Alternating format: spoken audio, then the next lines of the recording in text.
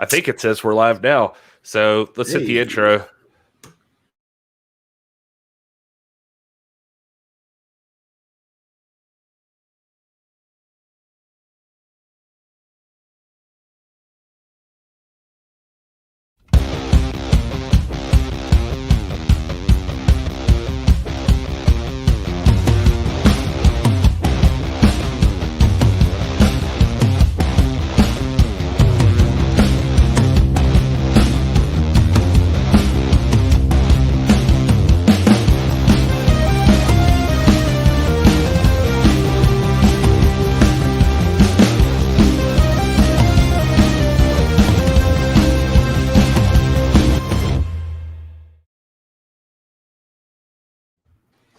All right, so it's working. We're live. This is actually happening. We just hijacked the NWA YouTube. We're here on this, the day of our Lord, Friday, the 16th, the 1000th day of the reign of Nick Aldis, the day that NWA 73 Empower NWA Power tickets all go on sale for the hashtag Race to the Chase.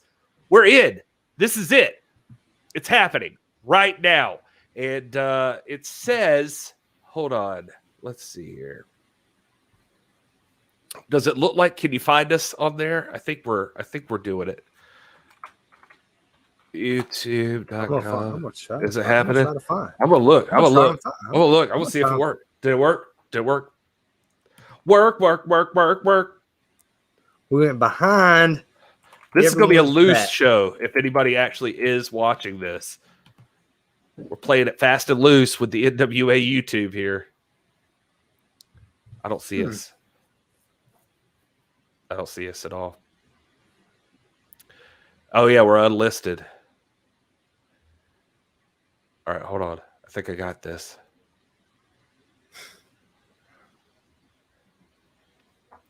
Did that work?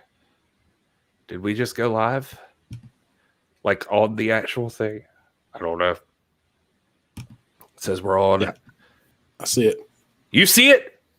Mm-hmm. Oh, man. I got stage fright. All of a sudden. I'm just gonna How do you see it? Oh, I see it now. There's one person watching. Who are you, one person? I don't know. It's probably Will. Yeah, it's me. It might be me.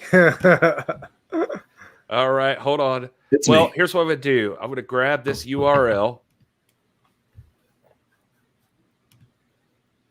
Oh, no.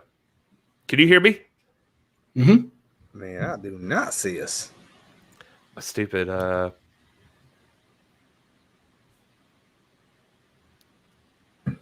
This is so awkward. I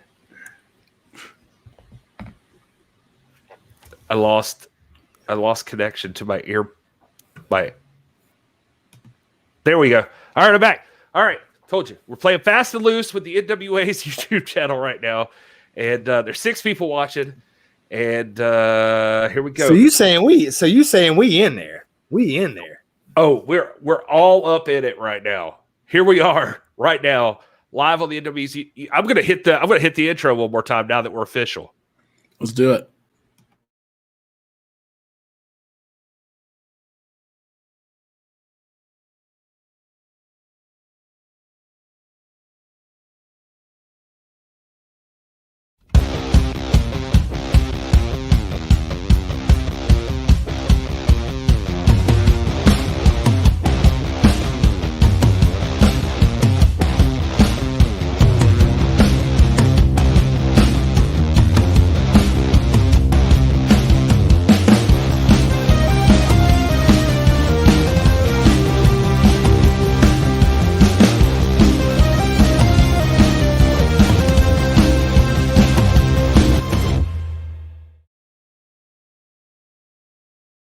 This feels real now. It feels like a real thing. We're like a real stream.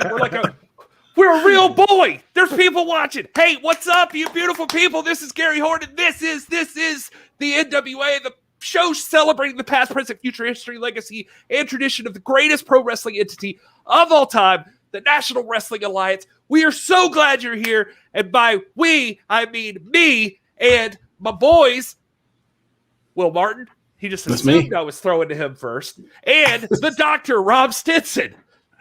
We go What's up, clock guys? Oh my God. I see so many guys in the chat right now. Thank you so much for being here. We're happy. This is spur of the moment right now. We're just hanging out. We're just excited. It's a big day. It's a big Friday the 16th. This on this day of our Lord, the 1000th day of the reign of the real world's heavyweight champion, Nick Aldis, and the day that NWA 73 tickets go on sale, that Empower tickets go on sale, NWA Power tickets go on sale for the Chase Park Plaza Ballroom in St. Louis, Missouri. This is huge. The race to the chase is on, and it's for real now. You can buy tickets right this second. You can go to Ticketmaster. You can go to NationalWrestlingAlliance.com. You can buy tickets to go to this event. You can be a part of history.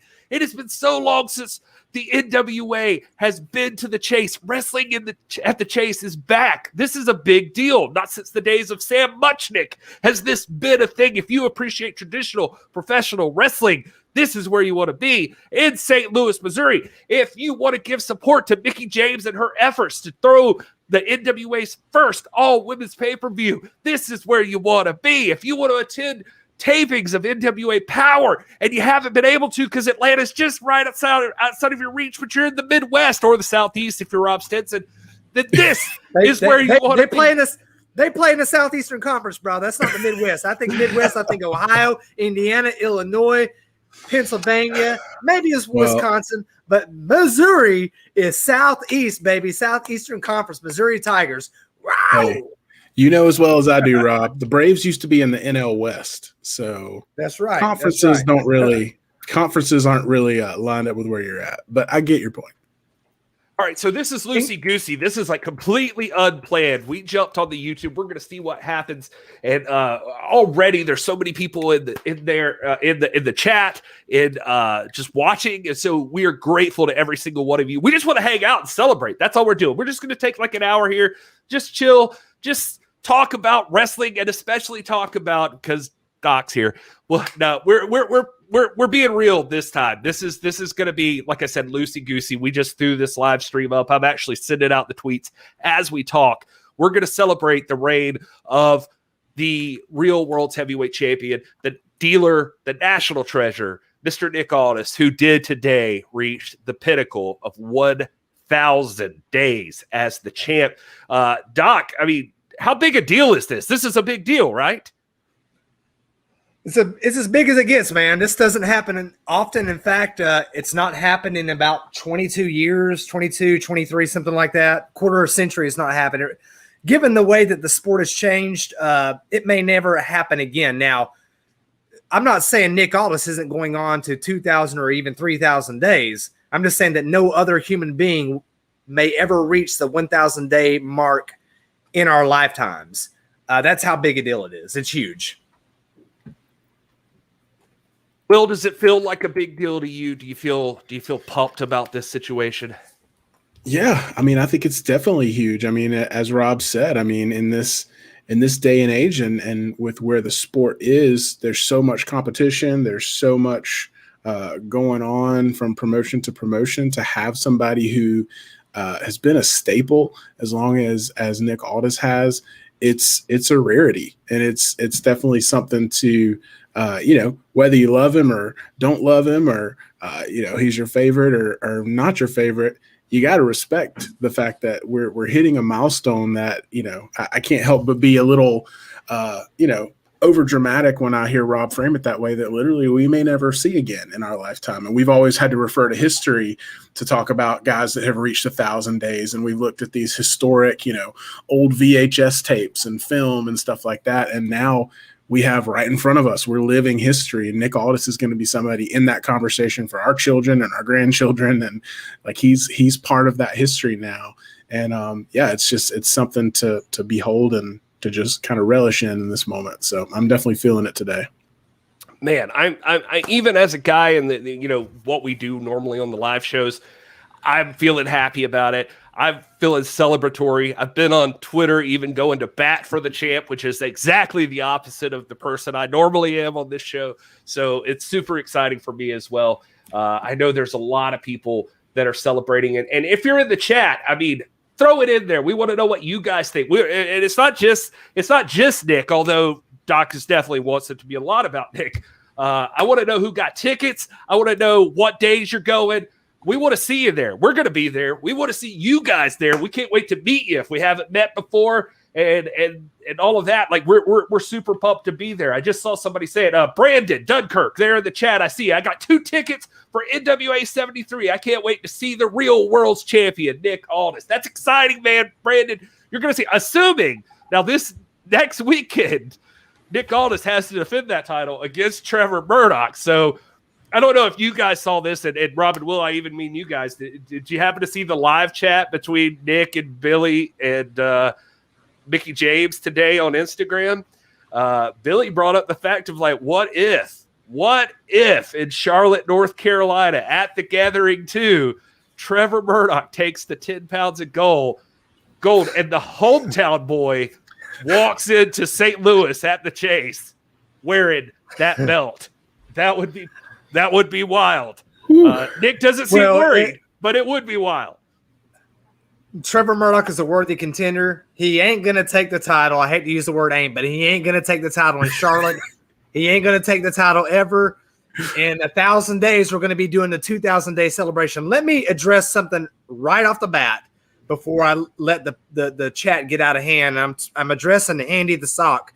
Handy the Sock, thank you for being in here, man. We appreciate your support. We appreciate for joining and tuning in. Let's dispel with the myth that the title wasn't defended for over a year. I don't know where that mistruth came from.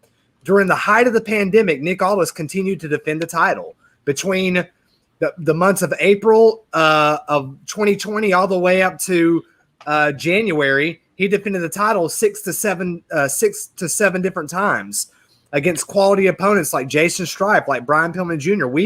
The Bearded Trio, were there at those matches. I don't know where that is taken root at.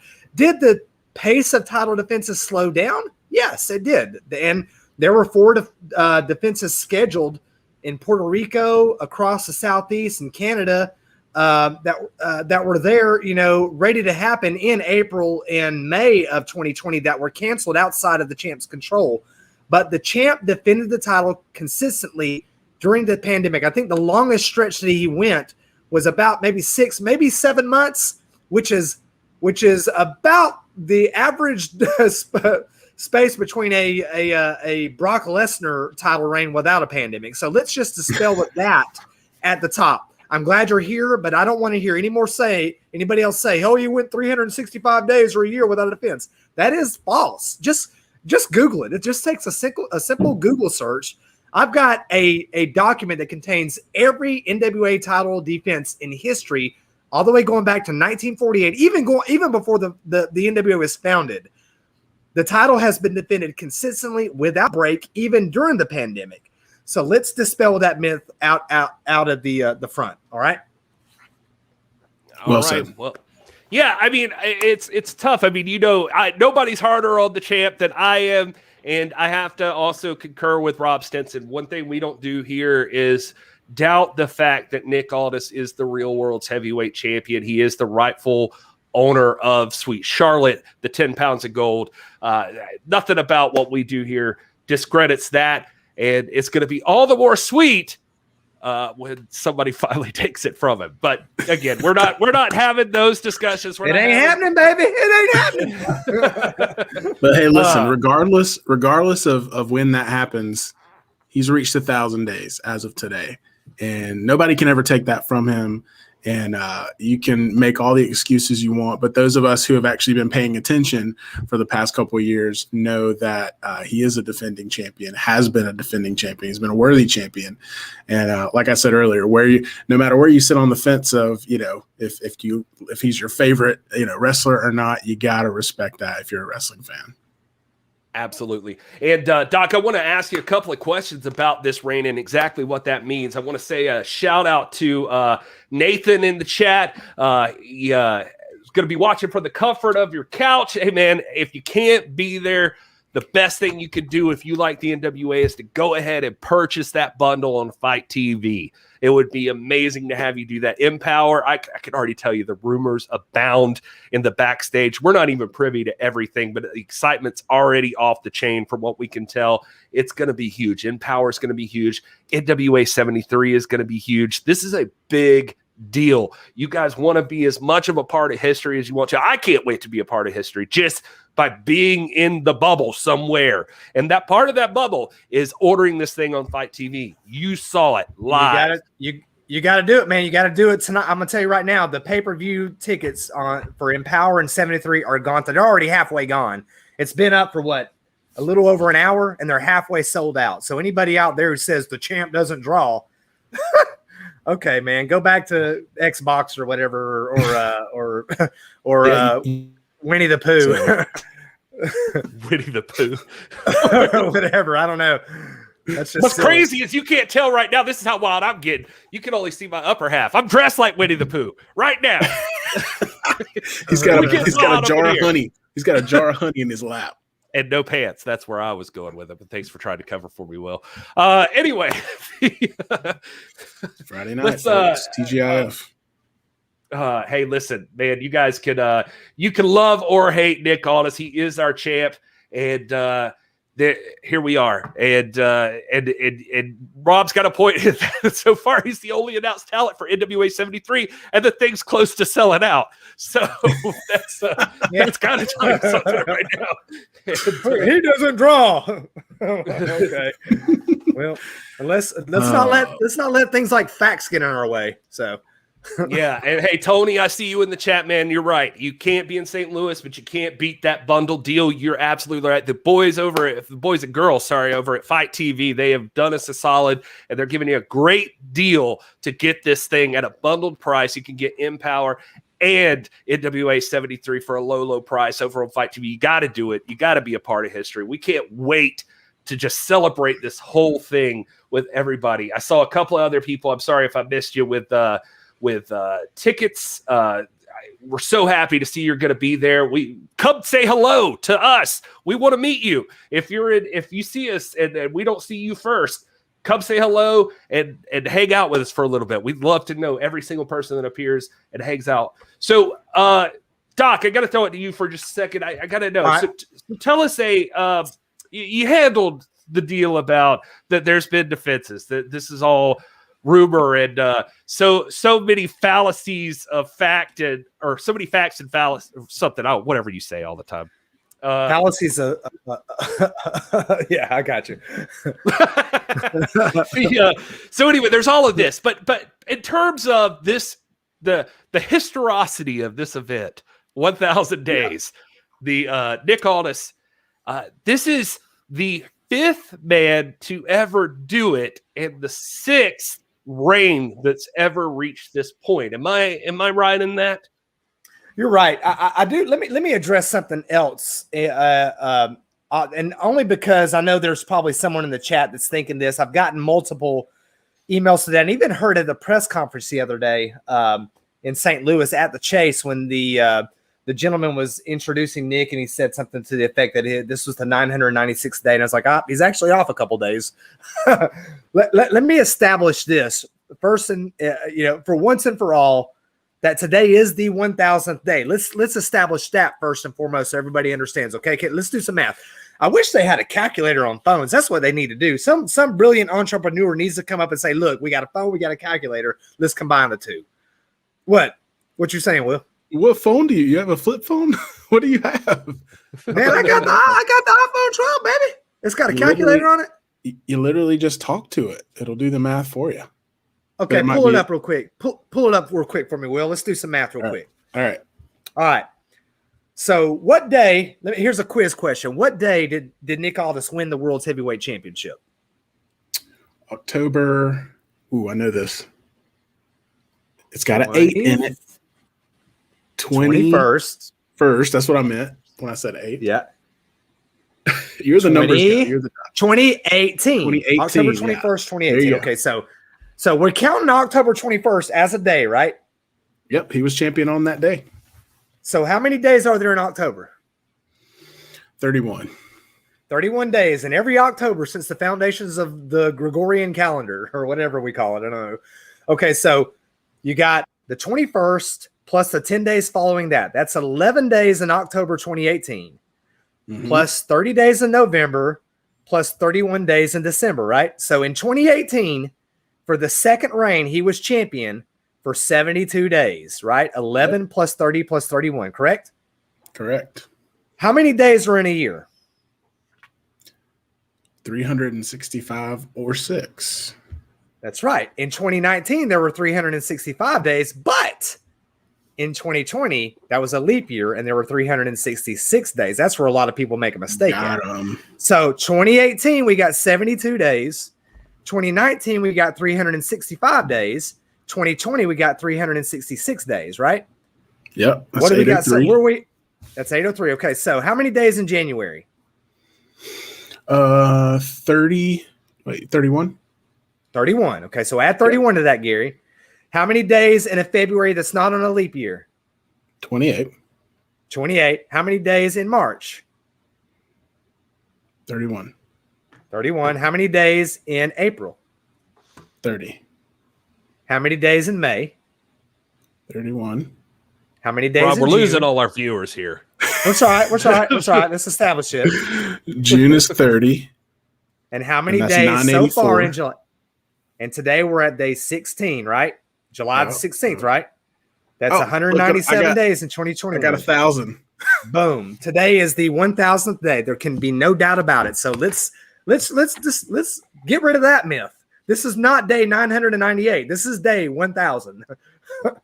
Today. Tomorrow is day 1,001. All right. Convinced. So we got that. Now let's talk about historicity. In the history of the NWA, now we're going to establish the NWA going back to 1948. It goes back beyond that. Let's get clear about that. But if you take it back to 1948, July the 18th, which is coming up in like 2 days from now, the birthday of the NWA, we're going to celebrate that too. But that's Sunday night. Heck, we might go live that night. I don't know. I don't want to speak for the team, but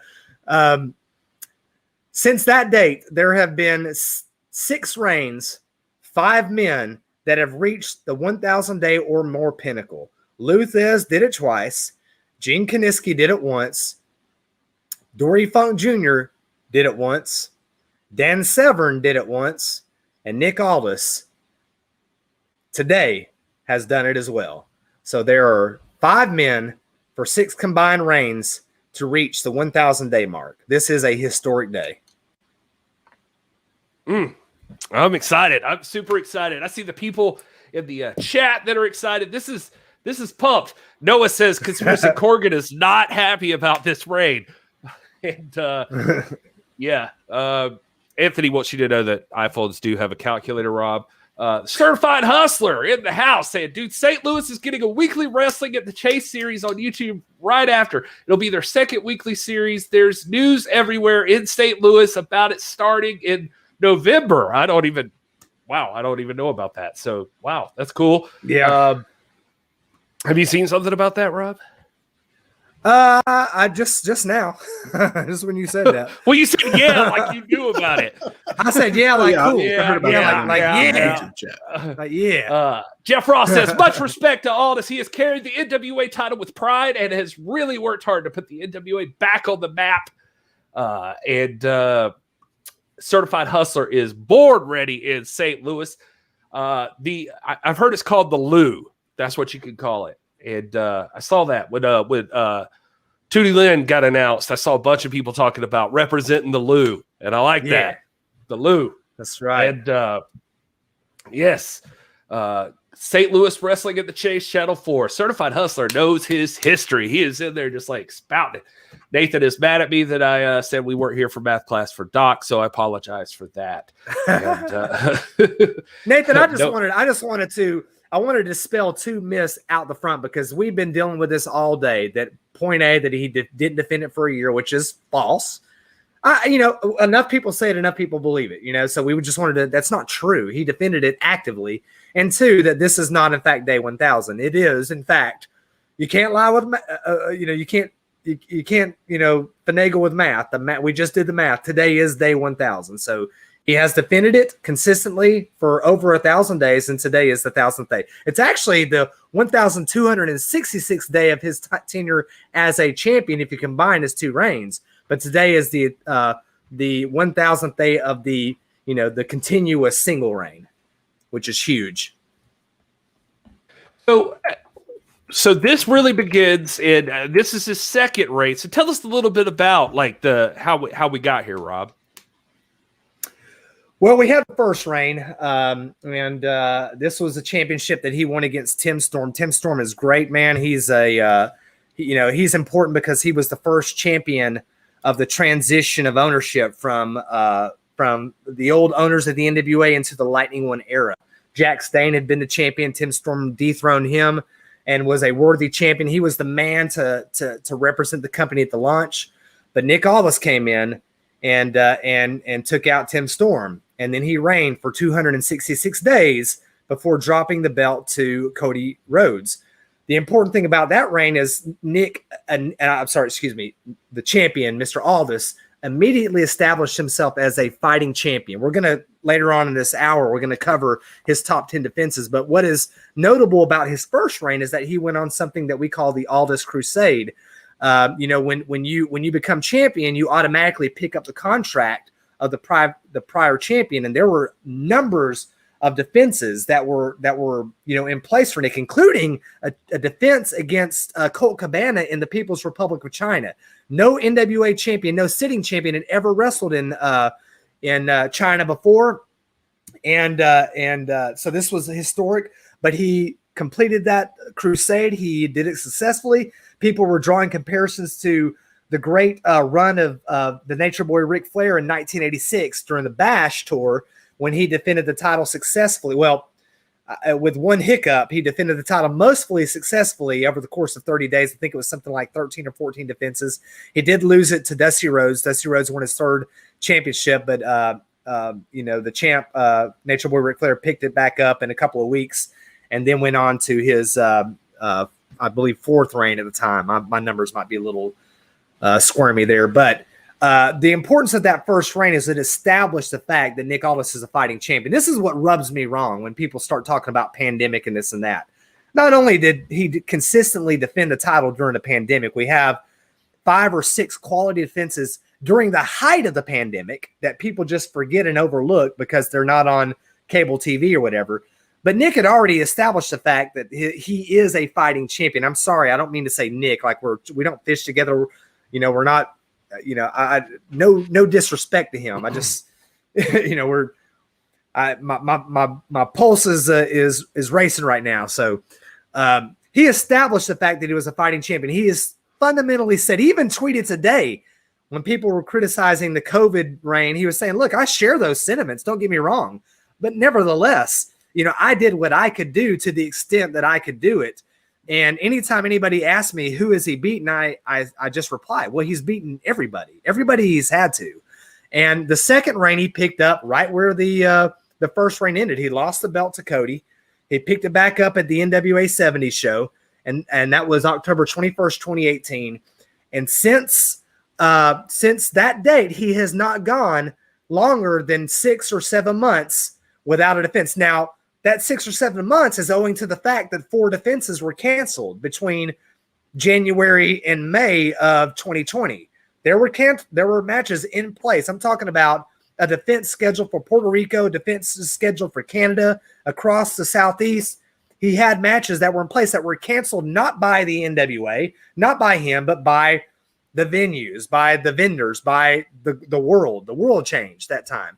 Nevertheless, in spite of that, even during the height of the pandemic, he went down to Central Florida, was part of a fan fest, defended against Nubby Bryant. He had defenses against Brian Pillman Jr. He had defenses against Mike Bennett, Jason Strife in Nebraska. He was the first NWA champion to wrestle in Nebraska in 30 years. The last person to do that, incidentally, was Ric Flair. So he was fighting during that entire time to the extent that he could. And now that the pandemic has lifted, the defenses continue. We've had a couple of, we have one against Aaron Stevens. We had one against Trevor Murdoch. We've got another coming against Trevor Murdoch here in another week or two. By the way, let me just, as a piece of curiosity here, Kenny Omega, nobody's doubting his legitimacy as a champion. He won the belt in AEW around December. It was like December 2nd, 2020. How many times has he defended the AEW championship since December 2nd, 2020? Anybody want to guess? 4 times. 6 times. Six times. So the defenses that Aldis has had since December of 2020 are comparable to the defenses that Kenny Omega has had since 2020, since December of 2020. All right. I'm just saying, I'm not saying that they're the same. We're talking about different promotions, different styles, different competitors, both great in their own right. But there is no way that any person in their right mind could say that this championship reign is anything less than valid or legitimate. It is his defenses during the pandemic were plenty enough to validate and establish the legitimacy of this reign. By the way, let me take you back to Earl Caddick, one of the great holders of the world championship prior to the NWA during the lineal days of the championship. And I'm talking about my boy William Flagg. I'm talking about Mouse, baby. I'm talking about Frank Gotch. I'm talking about George Hackenschmidt. Those guys. Earl Caddick was the world championship of the championship that now Nick Aldis holds. He, while champion, left the United States during World War I to serve in a global conflict, came back and defended the championship as champion. Nobody ever disputes Earl Caddick's reign or legitimacy. Yeah, that's really one I always think about, especially when I saw some of these. I was like, well, even if you don't agree with this fact, I mean, the precedent has already been set that it still counts if there are circumstances outside of your control. So that's really what sold me is Earl Caddick's reign going into World War II. Nobody questions that he was honoring his country.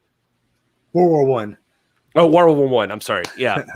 I just don't want any troll coming out there saying, "Oh, Gary, look at this idiot. He said World War II." Thanks for looking out. No, I got you, boy. I got you, boo. Those kind of people don't exist on the internet, Rob. People don't understand. You're right. Everybody's nice and kind. Yeah. I had somebody on our TikTok channel the other day. I put up a post about Ric Flair and Roddy Piper at a WCW show, and somebody commented.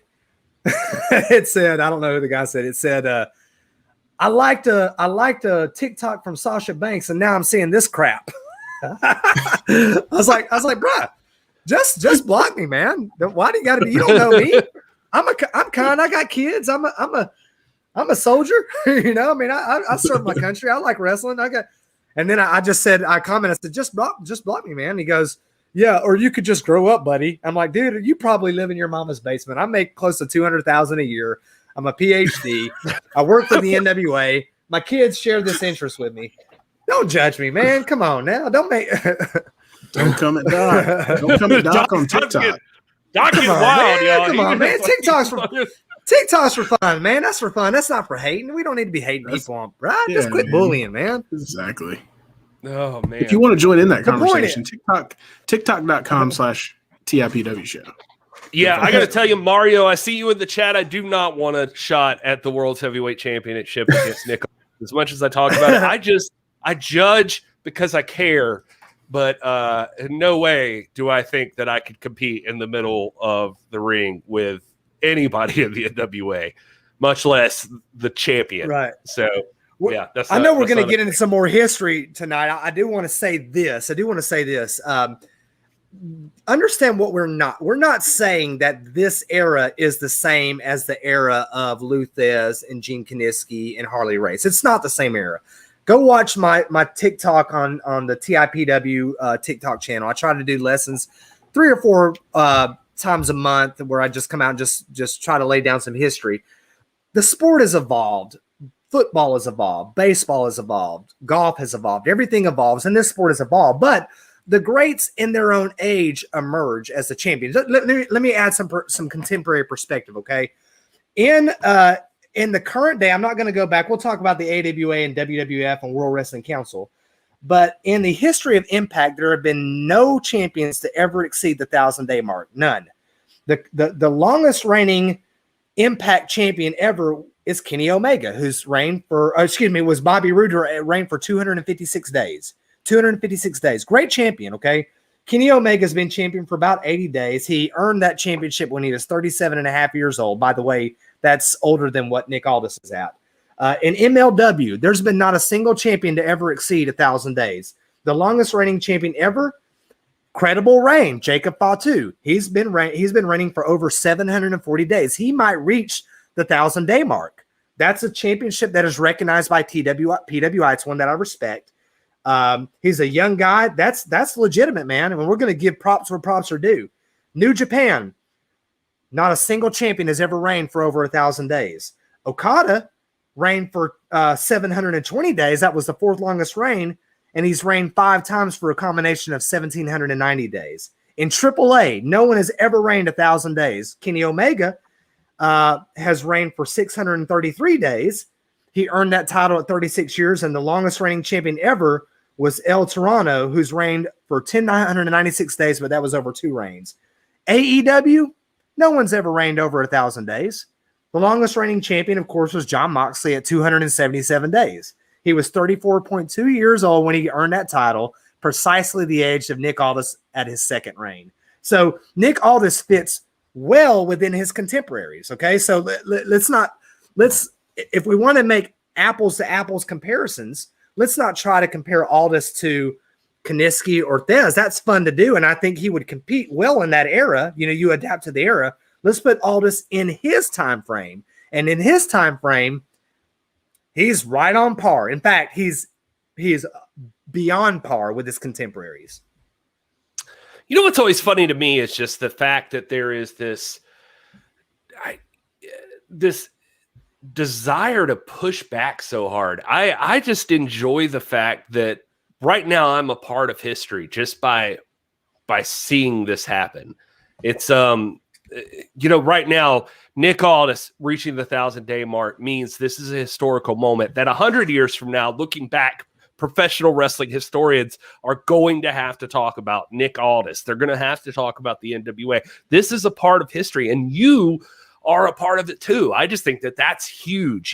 Just when the Rock and Roll Express won the tag team titles not so long ago, Jacob Fatu is going to be in that discussion with his historic reign right now in MLW. I mean, this is big. Kenny Omega, obviously, love him or hate him. I mean, this is all part of it. I just love being a part of history. I'm having fun, man. I'm just happy to be.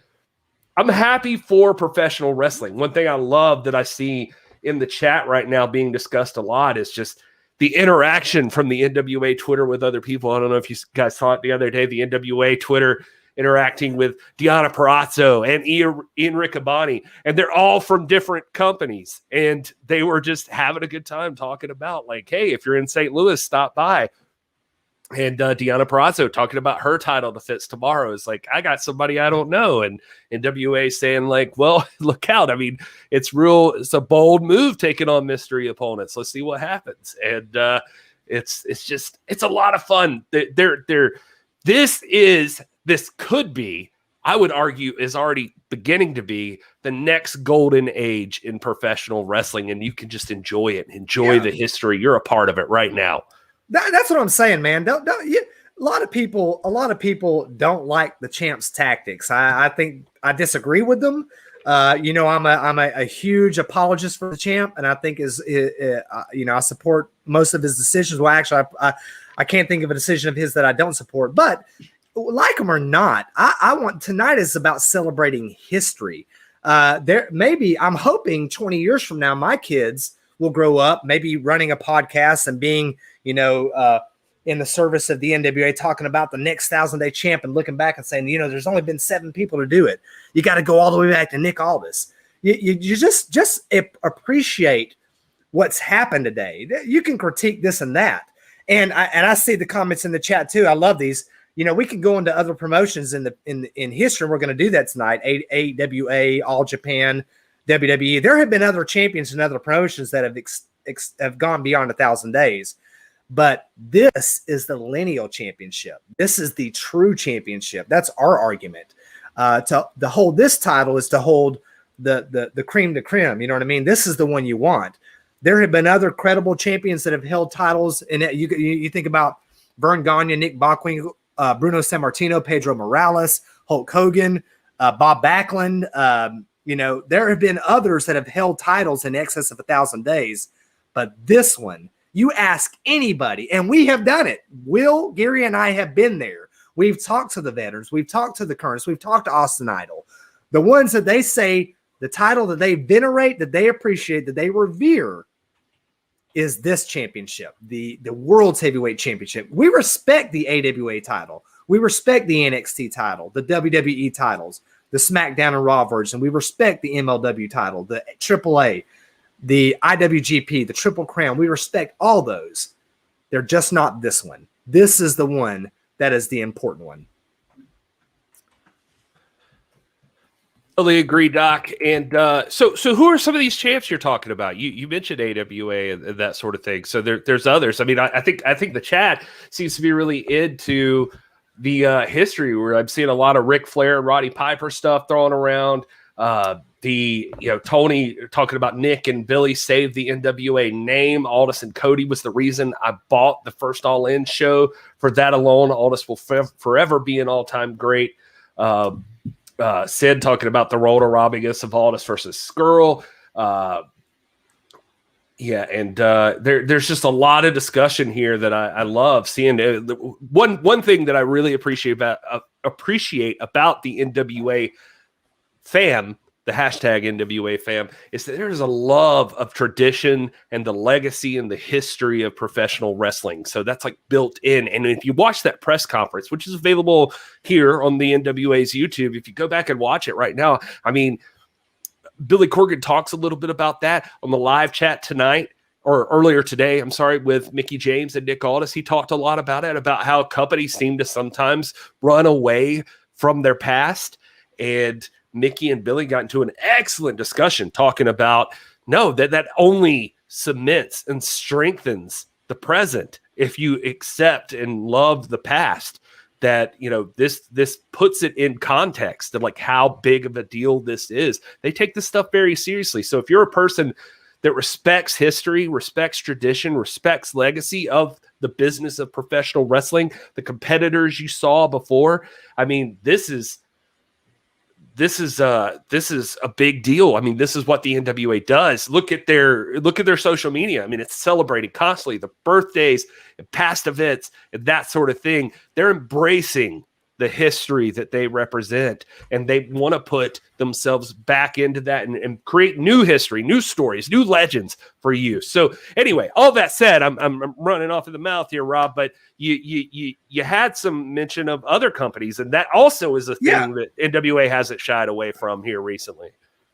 Yeah, let me shout out, man. I'm looking at the chat. Do you have ability to post any of these chats yet? Do we have that kind of, we don't have it yet. We're working on that. We're going to get it. Let me shout out my man, the feed tonight. So my man, John Stallman, man, he's making some great points. I'm reading his tweets. I'm kind of trying to split my attention. He's making great points about the AWA. He made a great point about Triple Crown earlier. This guy knows his stuff. He made a comment about the lineage of the WWE Championship. I think my argument would be, and this might not be the venue to make it, I think I can make it. I think James Lawrence in the chat can make it. And I think Stallman would probably agree, and I think definitely Roscoe would, that the NWA Championship is still the wellspring. The WWE Championship, is derived from a defense dispute between Lou Thesz and Buddy Rogers that didn't go the way of the New York promoters. Obviously, the AWA was born out of and this is no disrespect to Vern Gagne or that tradition, but was born out of a Vern Gagne temper tantrum that didn't go his way. But I think there have been times when even those incidents happened in the history of the sport, the promotions still regarded themselves as the either the cousins or the prodigal children of the NWA. The WWF left and then came back and then left again. The AWA co-promoted with the NWA for several years. World Wrestling Council, which was, if there was a big fourth in the 80s, it was probably that. They always co-promoted. In fact, we're trying to make the case that Carlos Colon might have had a legitimate championship claim in those days, along with a couple of other guys in the Caribbean. And then, of course, you can't argue with All Japan and their claims too. But the bottom line is, it is the AWA claim that is the lineal claim. That is the one that if you're going to take and I think we could get a Hornbaker or Brian Solomon or any of those guys on here, and I've talked to them both myself, and they agree. Not that makes them right; it just makes them informed. If you're gonna be precise and draw a lineage that goes back to the shadowy days of the foundations of the one true sport that we know today, it is this one, and that's why it's important that we recognize the 1,000th day of this reign, and why even though Bruno Sammartino might have had a 2,803 day reign on one occasion and a 1,237 day reign on another, that's important. And those are legitimate world titles. It's just not as important as the 1,000 day reign of Nick Aldis. And I'm going to say that. Rob preaching over Preach. here. I love Preach. that. Preaching. I will say, I mean, I'm an amateur historian for pro wrestling. I'm trying. I'm studying. Doc knows. I'm reading. I'm learning every single day. And by the way, we come from a show called This Is Pro Wrestling. It's over at youtube.com/This Is Pro Wrestling, at TIPW show on all the social medias. If you go over there, we've started a show. We got kind of sidetracked because we got into this, but we're working on a series called The History of Pro Wrestling. And so we'd love it if you guys check that out. Tell us what you like, what you don't like, how we can make it better. We want to get into all of these stories, like digging into this stuff. So, I mean, please check us out. We'd love to have you. And we're just a positive wrestling community. We also have a Discord, side note. If you go to at TIPW show, the pinned tweet at the top of that page will take you right to our Discord, which is just, if you're not familiar with Discord, it's like the old AOL chat rooms, or just like, I don't know, you're tape trading with people, but you can talk live. That's what it's like. It's in there. We've got channels for every single promotion, not just the NWA. We've got topics to talk about: life, movies, TV, everything. Whatever you want to discuss, we got a place for it. They even petitioned us to have a pub room so that people could just take pictures of themselves having a beer, which is really weird. I don't understand it, but it exists. So if you want to hang out and join us on the Discord, we'd love to have you at TIPW show. Hit that pinned tweet. A lot of interaction. There's a new channel there, which is like recommended matches. We also have a channel for Indie Spotlight. And so Doc's in there recommending matches he loves. I've recommended Midnight Express versus the Southern Boys from Great American Bash 90, I believe it was. And so, got to check that out. Discord's a fun place. You guys probably have some matches you love. We'd love to see what your favorite matches are. So join us in the Discord. Anyway, all that out of the way. We're talking about a couple shout outs. Yeah, a couple shout outs, man.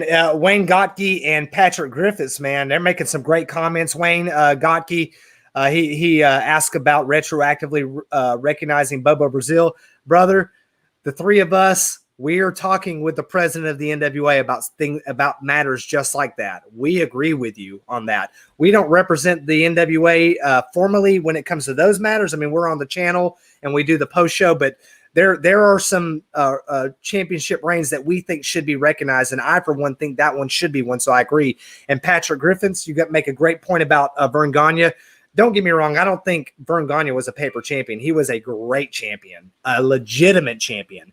But there was definitely, and you're right. He mentions, he refers to a legitimate real world FBI monopoly investigation going on in the NWA at the time. And there might've been some disruption going on, but remember that to do this, Vern Gagne, when they started the AWA, they put the title on O'Connor without him knowing it and said, you've got 90 days or 60 days or something like that. James Lawrence can clarify that for me. You've got this many days to defend it. And if you don't, we're stripping you. Obviously he didn't. And so they took the belt off him and put it on Vern, who did great. And man, Vern Gagne is very much a legitimate champion. He is a world champion. He's just not the NWA world champion. There's only been two men to hold the AWA title and the NWA title. One, if you don't count Pat O'Connor, the other would be Gene Kiniski. Gene Kiniski ended Vern Gagne's first reign, and then 4 or 5 years later went on to be one of only 5 men to hold the championship in the NWA for over 1,000 days. So great comments, Patrick Griffiths and Wayne Godke. Appreciate that, man. Keep them coming. Love it. Yeah, we love the interaction from the hashtag NWA fam. I mean, this is what it's all about. This is exactly how we are even in this position. For what it's worth, if it means anything to you, and I hope it does, this is the NWA cares so much about traditional wrestling fans, people that lapsed, people that missed out. They miss just what wrestling used to be. And by the way, even new fans, they want to attract new people. And we think that there's an overlap. We think there's a place for that in this business, that, it got into this war of like, who's better, who's worse, blah, blah, blah. We just love professional wrestling. And they saw that and they wanted us to jump on here on the YouTube to celebrate that with all of you. So if you love pro wrestling and you have, it's okay to have opinions. It's okay to have things you love, things you hate, that sort of thing. But where it really counts is when we can have the discussion. We can have the rapport with each other to really talk about what pro wrestling means to us and why it means so much. And you guys, you make that happen. The hashtag NWA fam. I got to say, it just makes me happy every time I jump on Twitter. And I, by far, I think the NWA has the most positive wrestling community that there is. Just people that just love the business. So were there other things you wanted to jump into, Rob, about the reign of Nick Aldis right now? I want to, first of all, give a shout out to Mickey James, who is in the chat. We've got wrestling royalty in here, engaging the community. Guys, you're not going to find this in any other wrestling community. That's what I'm talking about.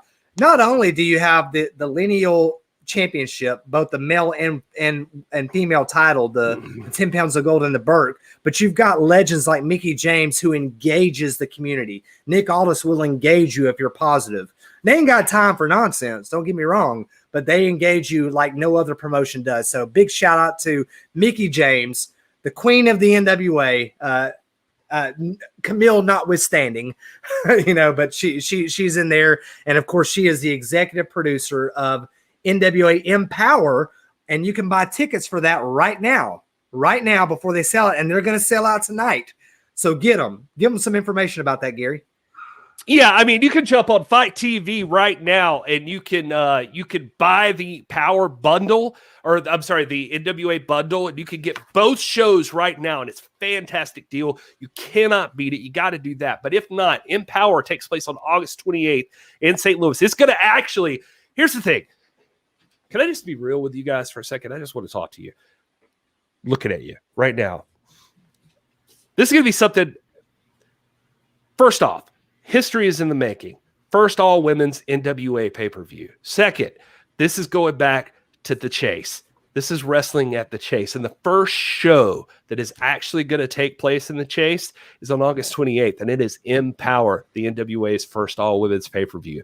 That is history in the making right there, folks. You do not want to miss that. You want to either see it live, and if God almighty, if you could be there live, you got to be there, because it's going to be huge. It's going to be powerful, emotional. Everything you could want out of a wrestling show is going to happen. And you know that that's true. You know I'm not lying to you, because Mickey James is the executive producer. She's in there in the chat. She's talking to you. This is the real deal, people.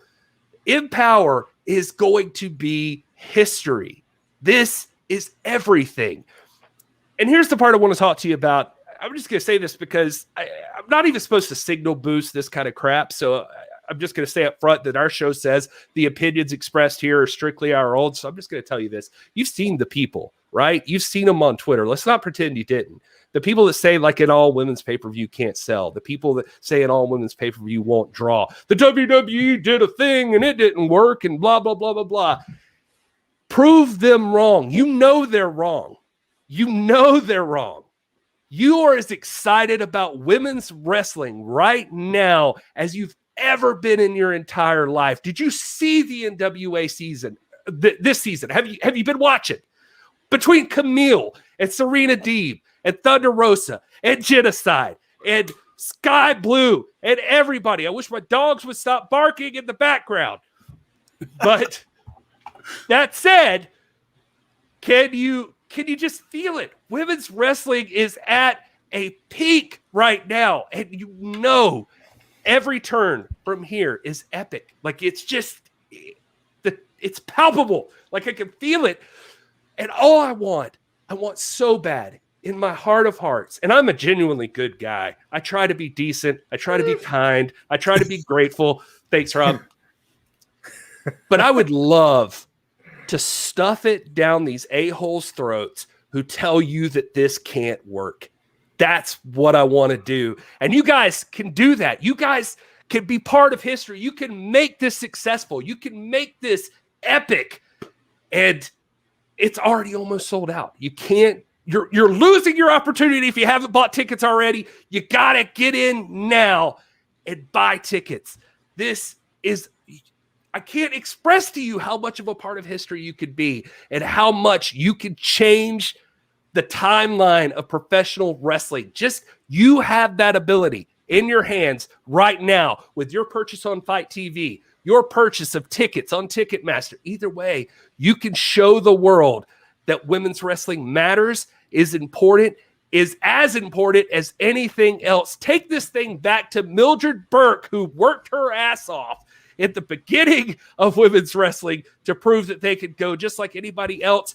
And people have constantly tried to bury this sport. I'm getting worked up about it. I'm just trying to tell you right now, let's prove them all wrong. Let's show them Empower is going to be the biggest show this year. We can make that happen. You can make that happen. You just got to get out there and purchase that thing on Fight TV. Yeah. Or your tickets, but you're running out of those. And we're talking about history, and largely we've talked about the history of 1,000-day championship reigns. But listen, Gary's definitely hyping it up, but it's not hype. This is genuine excitement from the three of us. If you don't hear it from anybody else, and if your timeline is full of the trolls that are the naysayers, hear it from us. This is going to be history, and you have the potential to be able to tell your children and your grandchildren one day, and it'll have meaning. It'll have weight to say, hey, guess what? Did you know I was at the very first Empower, the very first all women's NWA pay-per-view before it was a yearly 2, 3, 4 times a year thing? I was at the very first one in St. Louis, the first time that they returned in 37 years. I was there. You have the opportunity to say that. That's what I'm excited. That's what gives me chills, is that, not only are we referring to history and revering history from decades and years past, but we're creating it. The NWA has reignited and is not only honoring history. We're not just living in the past. We're honoring the past, but we're creating the future. And we're creating a new history for our children and our children's children. So that's where I get sentimental. I get, the goosebumps, because I'm like, man, we get to be there. What an honor. We get to come on here and talk about it. What an honor. We get to go on social media in a time when, in the days of Luthez and these past champions that we're talking about, they didn't get to stream live on YouTube and talk to the world about professional wrestling. They would love to have this opportunity. We have this opportunity. And now we have the opportunity to be at the very first ever all women's NWA pay-per-view, the very first Empower, to see this inaugural NWA Women's Invitational that we got a glimpse into what that's going to be about. That, it's pretty much an open tournament, and 2D Lynn, St. Louis's very own, is the first entrant. So it's already shaping up to be an incredible event. It's already shaping up to be something that is going to be memorable. I'm already curious about what's going to happen with that invitational and how that's going to turn into a once-in-a-lifetime opportunity, the opportunity of a lifetime for one of those women. And just the fact that we get to be there to see that. And as Gary mentioned, at the very least, you have the opportunity to experience live on Fight TV as it happens. And just don't miss out. Don't miss out on history. Don't be telling your kids, oh, yeah, I could have gone to that. I could have been a part of the first one, but I was too busy, talking to trolls on Twitter. Don't do that. Don't be that guy.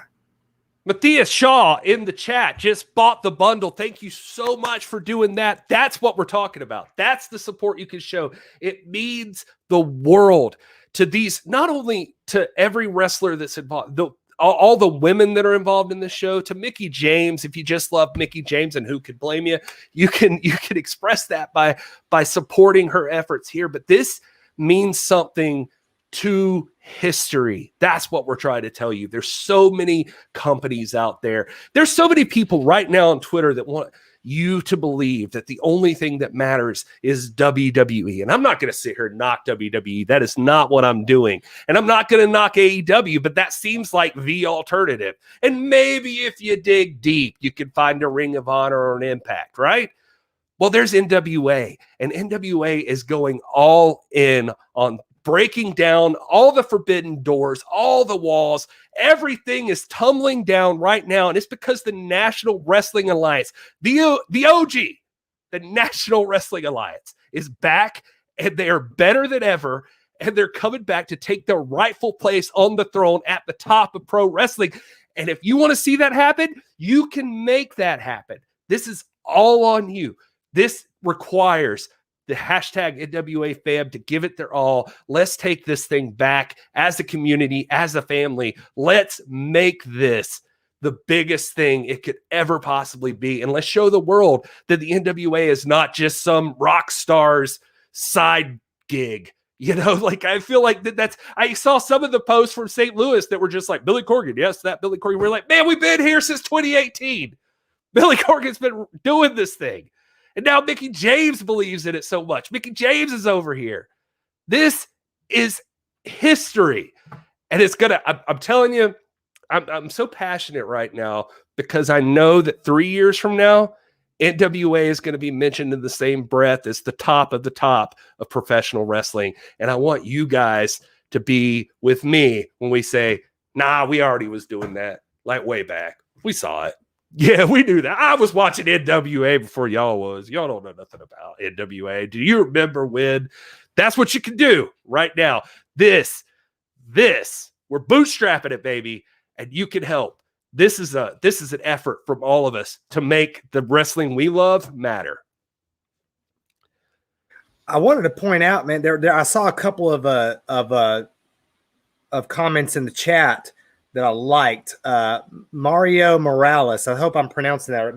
Mario Morales, he asked about the NWA turning into WCW, and if so, doesn't that mean that the WWE owns NWA? That's a good question. A lot of people think that the NWA was the parent company. Actually, WCW was a member of the NWA and eventually withdrew, which is one reason why the NWA stripped Ric Flair of the championship. It wasn't because of anything that Ric Flair did.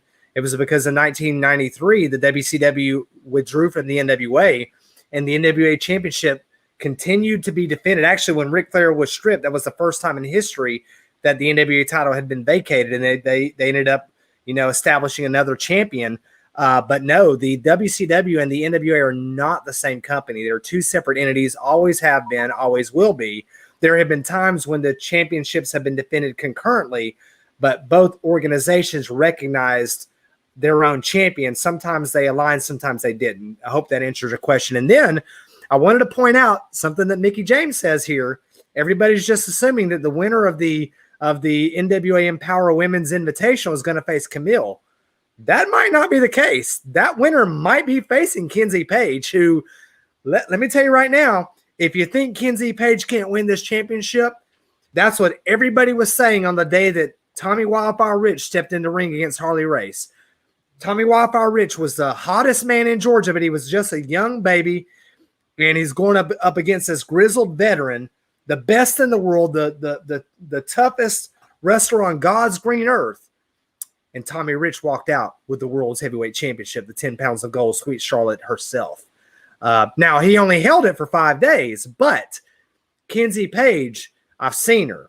I've seen her in person. We've all seen her. This is a blue chip prospect. And on her best day, if she has her best day and Camille just happens to not prepare or show up on her worst day, don't count Camille out. She could show up at NWA 73 to face the winner of the Cup of the Empower Women's Invitational the night before. So I just wanted to point out that comment. Mickie James showing some great wisdom and insight there. We could be saying Kenzie Page defending the Burke at NWA 73. That's the beauty part. There's so much time in between now and NWA 73 and Empower. All of those events, I mean, as excited as we are, we have no idea. You don't know what's going to happen between now and then. One thing we do know is going to happen is the gathering in Charlotte next weekend, and Kenzie Page has a title shot against Camille. Trevor Murdoch has a World's Heavyweight Championship match against Nick Aldis. Imagine if Trevor Murdoch walks into St. Louis with the 10 pounds of gold over Nick Aldis. Will not happen. We're trying to make this a friendly show. Okay, so don't go there, Gary. That ain't happening. I'm just saying. There's a possibility. Do not go there. You know what's driving me crazy is we're getting all ramped up. Well, go ahead. Trevor Murdoch can't even make my top 10 list of top 10 greatest Nick Aldis defenses. Okay, so do not go there if you want this to stay civil. We're trying to celebrate tonight. No, that's cool. I'm gonna mute and make a phone call real quick. Hold on one second. We'll see if that story changes. I saw how I've never seen somebody. Well, I held my ground. What are you talking about?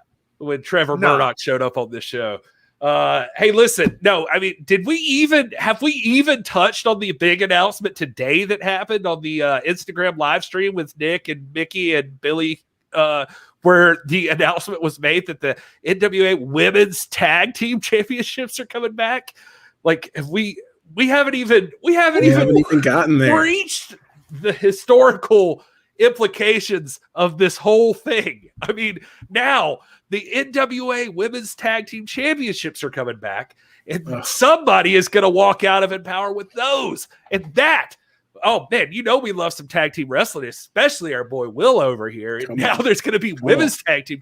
What is going on? This is huge. That weekend. Oh, I can't even. Will, talk to me a little bit about tag team wrestling there. God, it's huge, and a women's tag team championship is a no-brainer for me. That's absolute no-brainer. We've seen some great women's tag team action this season on Power. We've talked about it week after week on the post show that just the women's division as a whole in the NWA has just suddenly, in the past few months, just become the absolute place to be for women's wrestling. And along with that has come some kind of organic tag teams that have come together through this. We've seen several great tag team matches. And as kind of a connoisseur of tag team wrestling, I can verify that these are legit tag teams. These girls know how to work well together. And there are plenty of teams that are deserving of having a title for that. So I'm a huge proponent of this. I got really excited when I heard that announcement. It's going to add just another layer of importance to the women's division in NWA and women's wrestling in general to have that tag team championship, because tag team wrestling, and this is where I get worked up and I start to get real passionate and preachy, but tag team wrestling is such a integral part of the fabric of pro wrestling, to have a team come together, work together towards a common goal, to unify and to come out as victors in a fight, in a prize fight. And that prize is the tag team titles. So the fact that we're now going to have tag team titles for the women just adds an incredible new layer to women's wrestling, not just in the NWA, but women's wrestling as a whole. And I know that there's other women's tag team titles out there. And I can tell you this, don't judge the importance of the NWA women's tag team titles that are coming up on what we've seen in the recent past, because those titles have not been given the respect, authority, and importance in other promotions that they should be. And I can promise you that will not be the case in the NWA. So get excited about it, just like I am, knowing that this is not going to be a novelty. This is not going to be a prop. These are going to be legitimate titles that will be defended, that will be won, that will be battled over, and that will be coveted by every woman in that division, whether they're on a tag team or not. You're going to have women scrambling to find tag team partners because they want to hold NWA gold. That's how important this is going to be. So just yet another reason to be a part of history by either being at Empower or at least making sure you're subscribed and you're watching it on Fight.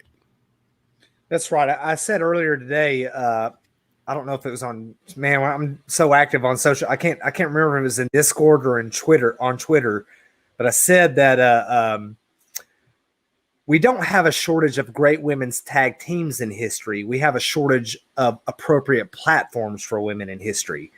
And that is what the NWA is trying to address right now. This is the best time. This is the appropriate time to address this. The NWA women's division has become one of the most vibrant women's division in all of pro wrestling. Why not the NWA, and why not now? Let's do it. Let's get some NWA tag team championships in here for the women. They want it. They deserve it. And I am really excited about this. I'm really excited about this.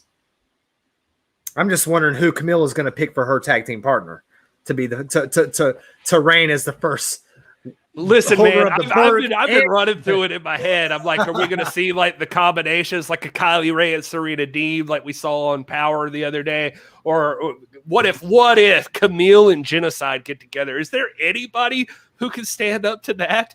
I know we're not prepared to have this conversation now. I'm sure we'll be having it in the lead up to Empower. But in my mind, the standout has got to be Genocide and Taryn Terrell. I mean, seeing how something's going on there, they've connected on some level. Genocide is unstoppable. I know Taryn Terrell hasn't had a ton of in-ring action. She squeaked out a victory against Lady Frost, which was impressive. It was very smart, very strategic. But I would have a hard time picking any two women in the NWA right now that I would not pick Genocide and Taryn Terrell if they were in a corner together.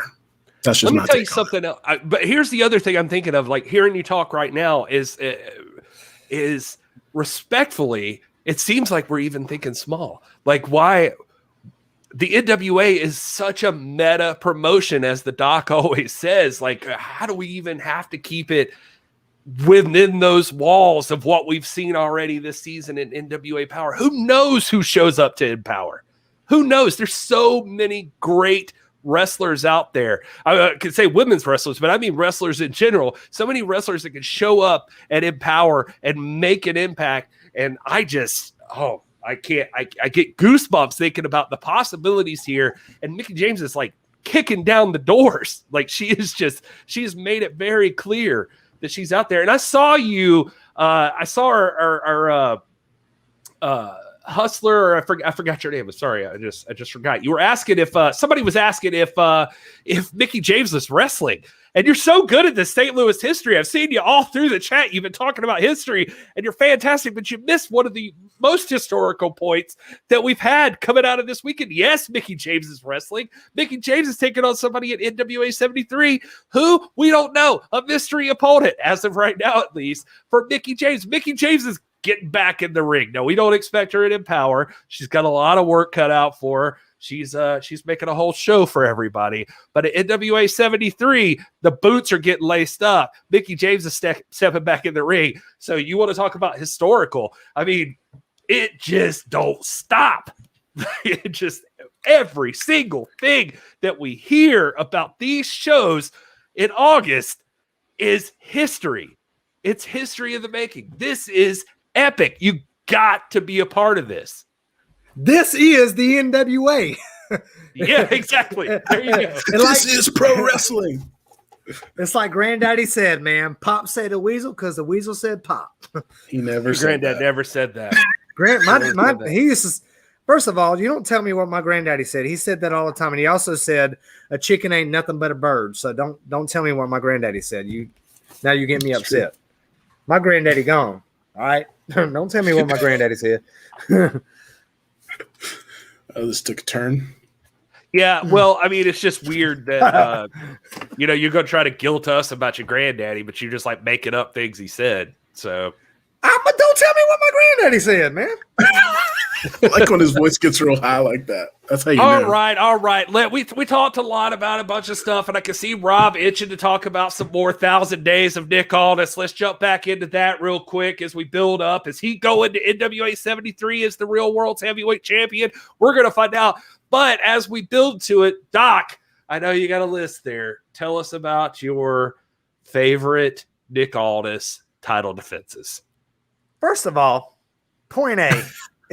It's not my favorite. It's his 10 greatest defenses. And I was hoping I'd have someone on here add a little insight on this. But if you want me to break into it, man, I can go. Well, I we're, mean, we're did you have something Nick. else? I mean, you got your we're own celebrating notes Nick over Aldis there. tonight. We celebrate Nick Aldis tonight, man. We're celebrating 1,000 days. This is a celebration. So you tell me, okay? Dobby, Like, did I you can have go something in- else you wanted to go into first? Yeah, see, you got like a stack of papers over there. I got notes, bro. I got notes upon notes that I haven't even touched on I got yet. notes. Look at me. I got About- this. This is just a paper towel. I got receipts. You got receipts. Let's do this. I got coops, baby. I got coops. What I like to do, and if our guest jumps on, that'd be great. If not, it is what it is. But let's do this. I'd like to go down. You hear that, guess? 'Cause- Doc's calling you out. To celebrate and Mickey James, wink, wink. If you can't give him a little encouragement, I don't want to spoil the surprise, but wink. Tell him, come on, we're running out of time. But Our wives are anyway, getting mad. He said 5 minutes, and it's been like 20. And we were riled up, but now we're like, all right, dude, you coming or what? Like, what's going on? Your wife's hanging out with us, so like, what's up? or you can come on. that either way. Better. What I'd like to do, I do want to I don't want to, I know time is ticking but I see we got an active chat. So man, I got nothing going on tonight. I can be here as long as I need to be. If the boys are willing and if the president is willing, I'm not on his favorite list right now, but if he's given us a platform, then fantastic. But I'd like to go through what I consider to be the top 10 highlights, not just of the 1,000 days of Nick Aldis, but of the 1,266 days of Nick Aldis. I'd like to go through that because this champion, I'm sorry, champ. I mean, say guy or joker. This champion has had some great historic defenses that will stand the test of time and deserve to be noted. And I'd like to go through those if you guys are up to it. Nah, let's move on. Anyway, so no, I'm just kidding. Go ahead. I'm just playing, dog. All right, let's do this then, okay?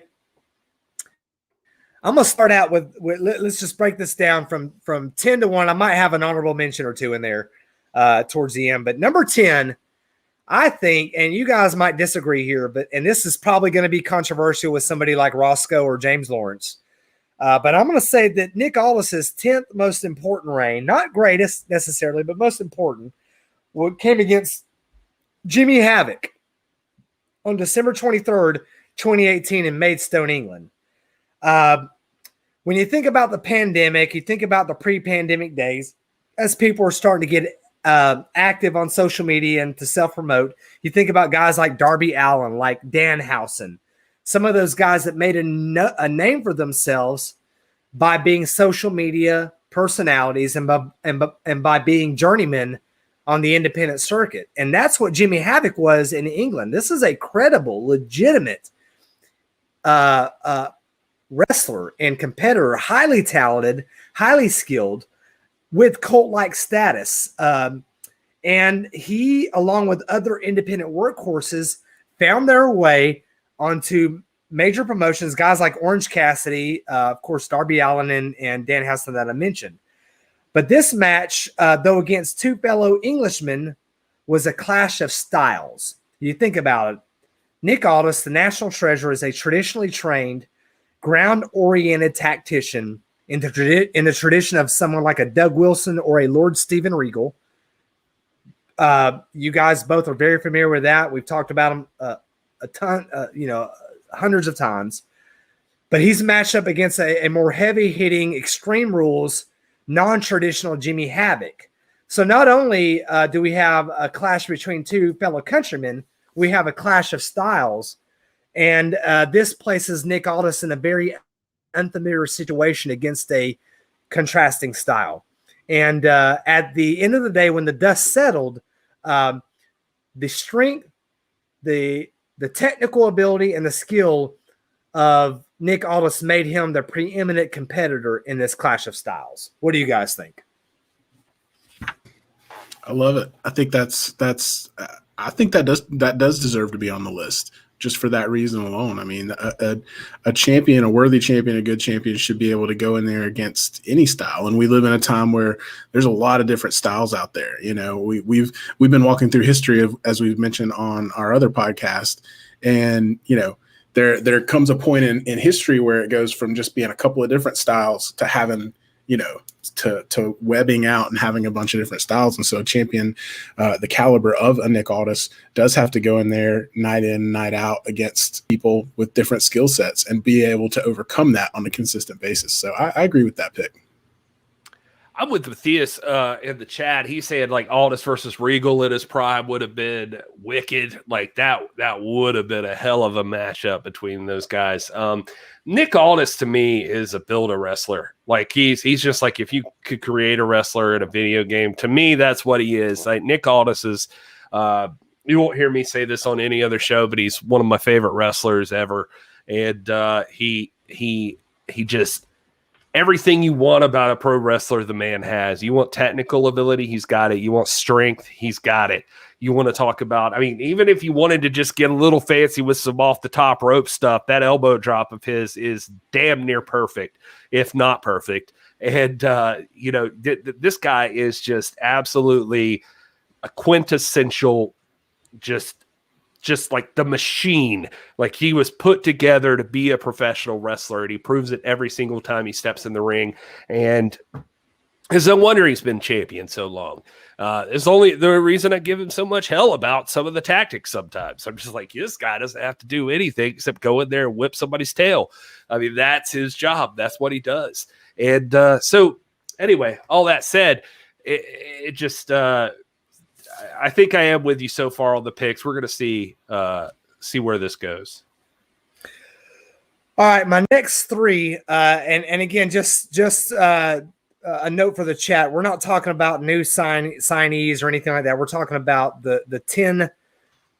I'm going to argue most important defenses of the reign of the not 1,000 day reign, but the 1,266 days of Nick Aldis as a world's heavyweight champion. His 10 most important defenses, because there are some in that first reign that are too important to disacknowledge.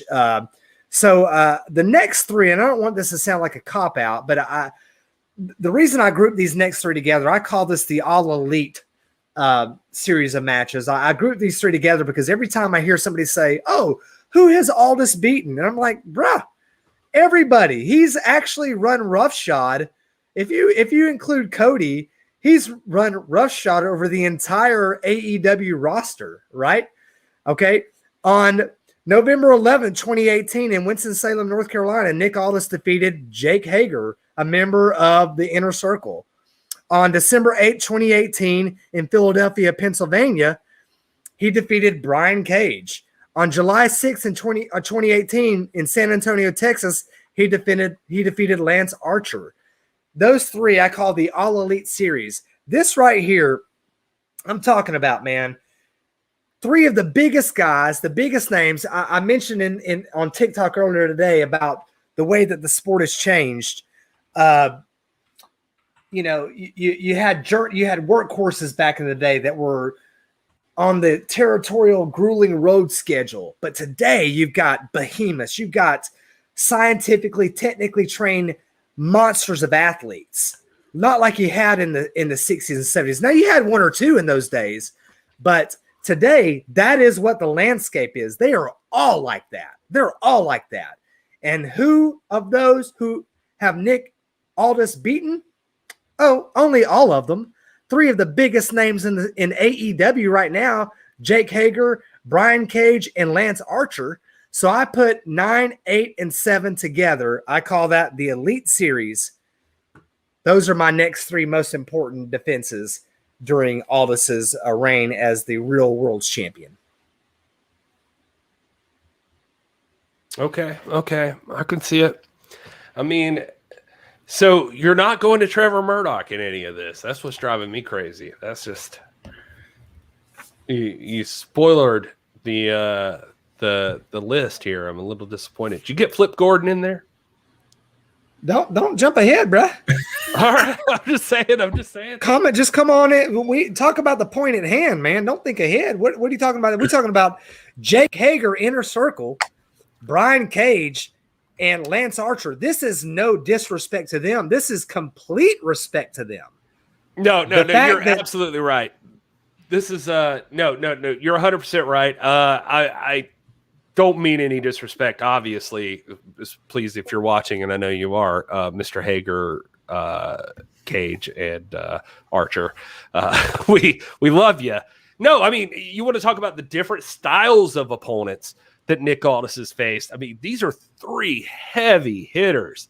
So earlier when I was talking about just the creator, front row tried to like pass it off. I'm saying like a generic creator wrestler or something. No, I'm not saying that. I'm just saying he has all the skills to combat any area that you want to come at him with. And if you want to talk about power, which is, I would say, what these three men represent, Nick Aldis is able to stand toe-to-toe with all three of those men. And that says something. That those are three of the heaviest hitters in the business today. What you got, Will? I see you nodding your head over there. No, I agree. I was waiting for the rest of the list. I mean, those three names alone, I would venture to say that a lot of the people that are out there saying, oh, he's never defeated anybody, that what you just shared was probably brand new news to them. They probably were not paying attention during the Aldis Crusade. They probably were not paying attention over the length of his two reigns to know that he's defeated guys like that.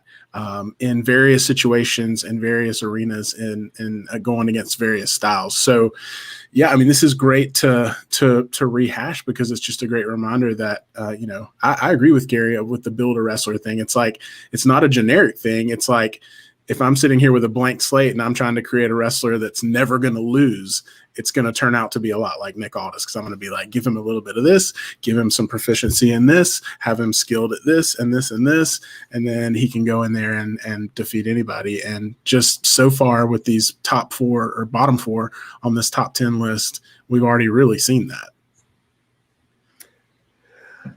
Adrian Carlos, man, you're making great comments.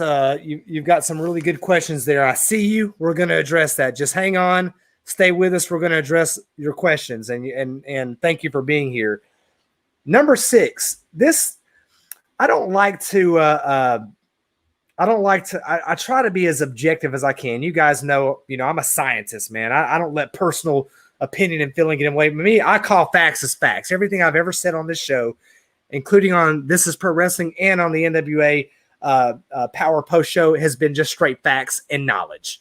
No innuendo, no personal preference, no nothing. I'm just straight down the road. But I'm gonna take an exception right now and call in one of my just personal favorite matches ever in Nick Aldis' career, and that happened on June the 10th, 2018. This is gonna shock Will, because he knows that I can't stand three-way matches, man, especially when the title's on the line. But in this case, he gets a pass because this was a three-way match involving two of my favorite NWA talents, two of the most respected wrestlers in the world, and that is Crimson and Josephus. And that occurred on June the 10th, 2018 in Port Hueneme, California. Nick Aldis is a self-described traditional prize fighter. He will be the first to tell you that. Therefore, you won't see him in gimmick situations. You're not going to see him a lot in triple threat type matches. But in this case, though, the 10 pounds of gold was placed on the line in a three-way match involving Aldis' old friend Crimson and the enlightened one, Josephus, a former NWA Southern Heavyweight Champion, a championship that was also once held by Jeremiah Plunkett, by the way, and arch nemesis to Tim Storm in the early days of the Lightning One era. The Storm Josephus saga constitutes one of the great stories of the modern iteration of the NWA and forms the early basis of the first episodes of the 10 Pounds of Gold. Both Crimson and Josephus were and are legitimate world championship contenders. Josephus, of course, has since passed away, but he was a legitimate contender.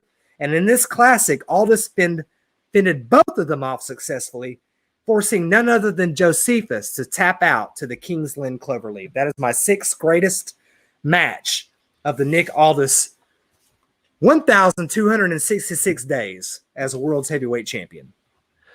All right. Well, Doc, is as much as I could sit here and listen to you ramble on about the top Nick Aldis matches of all time and yada, yada, yada, maybe it would be better to get it straight from the man himself. So let's take a second here while we got him. He's been generous enough. You guys in the chat, thank you so much for hanging out. You've been like getting wild in there with all your picks and all your discussion about NWA 73. Let's talk to the man himself, the man that is currently at 1,000 days, the real world's heavyweight champion, the owner of the 10 pounds of gold, Mr. Nick Aldis. There he is.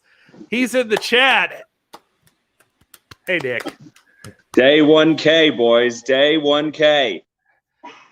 Oh, yeah, that's right. You tell him, Bowie. That's my pal Bowie. That's your pal Bowie? I'm in sunny St. Augustine, Florida. Gonna have a nice little weekend here. Just giving myself after a whirlwind few days in St. Louis, doing all kinds of media at the press junket. Oh, I'll take a Modelo. Thank you so much. That's just my assistant. Yeah, your assistant. My helpful assistant. I didn't know you had an assistant. Yeah. He's coming along well. He might end up being a permanent fixture. But cheers, chin chin. Cheers, boys. Day 1,000. And here's to a very solid opening day of sales for the return of Wrestling at the Chase. We are, as of the last time I checked, and I was up in the air, so I don't know for sure, but about an hour in after tickets went on sale, we're about 2/3 completely sold out for Wrestling at the Chase, NWA 73. So if you are one of the people that is considering it, do not delay. Order today. I love that. We've been amping it up. So you're telling me you're not even with Mickey, who has been all in our chat tonight. She has been like super active in the chat, just getting people riled up. Well, she's good at that. She's good at chatting on the phone. She's the thing's got to be surgically removed from her hand sometimes. You know what I mean? You can tell Aldis is with the boys. That's where he's at now. Me and D Unit took a little trip down to Florida. Mickey's got some business to take care of this weekend, but we decided to take this opportunity to have a little mini vacay with some pals down in St. Augustine, Florida. Oh, well, Nick, we don't want to take too much of your time. We know you're enjoying your vacation. We appreciate you taking a minute to hang out with us on day 1,000. Oh, Gary, this is a very different color on you right now. What's going on? Nothing because to say? I got nothing to say, Nick. This is Nick. legit. What do y'all golf together? You golf together? Y'all fish together? This is the champion. You don't call him Nick. I don't call him Nick. Sorry, you champ. don't call him Nick. Sorry, champ. I apologize. Yeah, Doc. No. You're absolutely right. We speak with respect here, and Mr. Aldis, the champ, is the champ for a good reason. He's been the champ for 1,000 days. He's the 5th member of that club, and that is fraternity.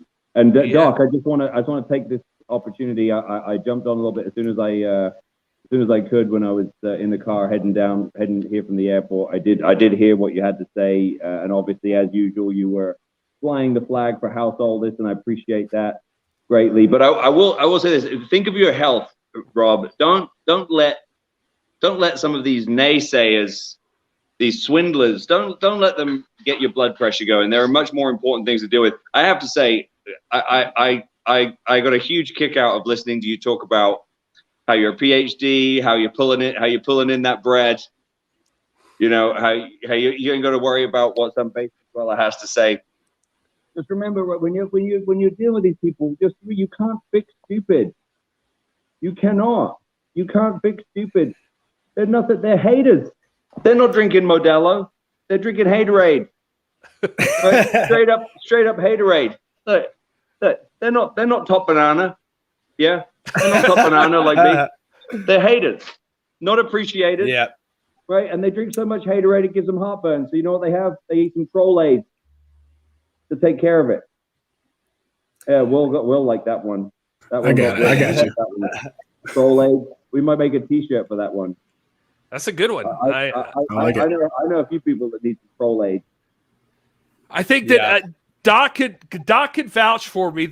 On this episode, it has been nothing but celebratory for the champ and appreciating. And I even have stood up to all of the opposition saying that you're not the rightful champ or that you weren't really 1,000 days or yada yada yada. We're like, no, we respect this championship. We respect the champion.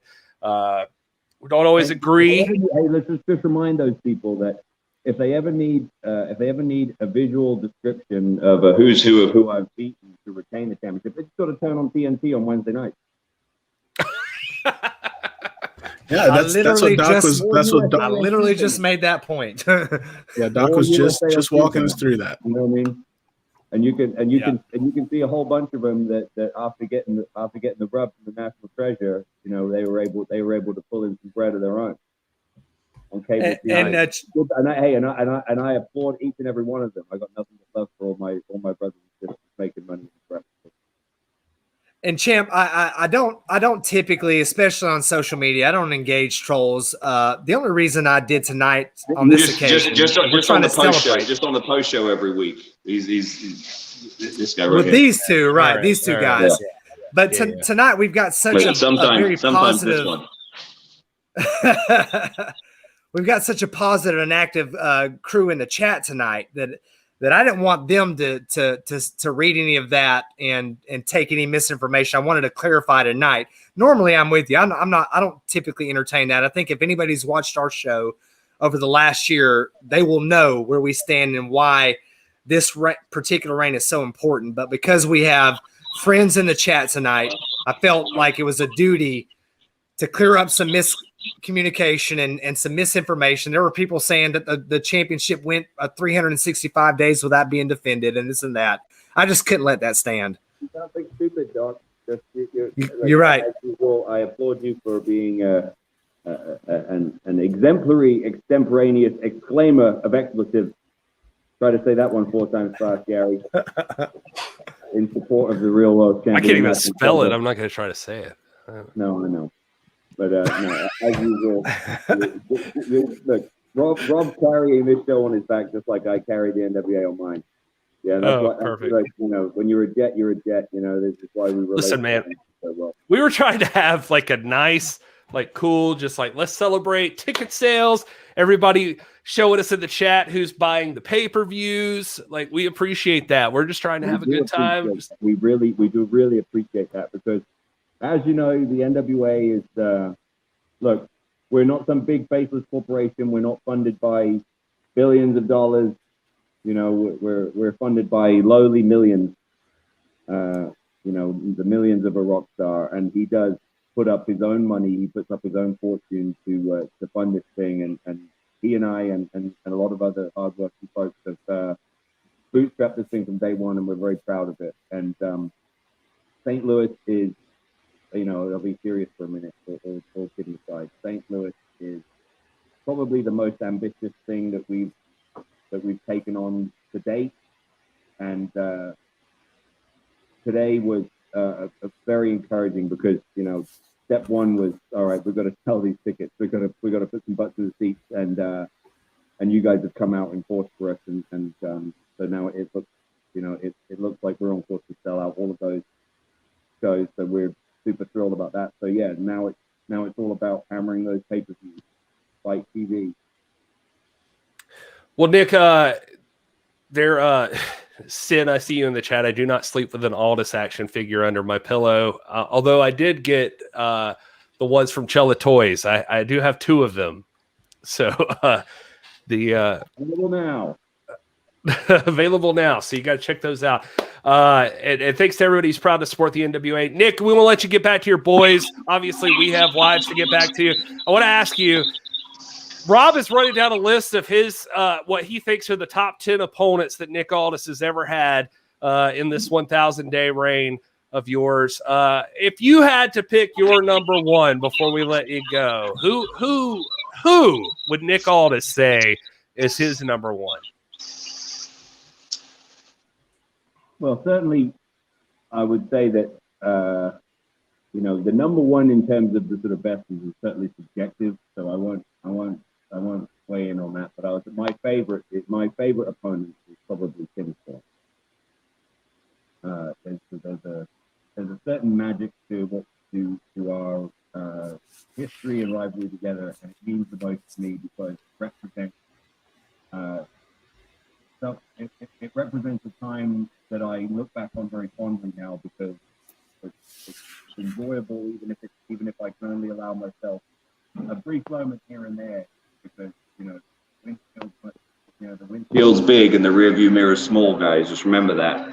But every now and then I will allow myself a moment to look back on some stuff and to think back to what Tim and I were able to pull off in those early days. That is really the definition of bootstrapping something. And as far as I'm concerned, there is no return of wrestling at the chase. There's no NWA power. There's no Crockett Cup. There's no any of that without Tim Storm as much as it is, without Nick Aldis. Yeah, I kind of look at my rivalry with Tim as sort of the spark that lit the big fire. Man, as much as I want to give you so much hell all the time, like I can't. You've got the best answers to every. Gary, I'm Gary. I'm the reason you're sitting in that chair right now.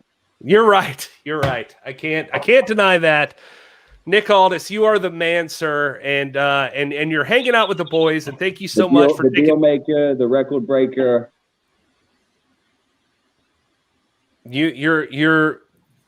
We are grateful to you for what you've done for the NWA, and I hope we get to see another. And look, and you can make sure you're recording, because I'll tell you that I'm grateful to you three guys for what you do for the NWA on all fronts.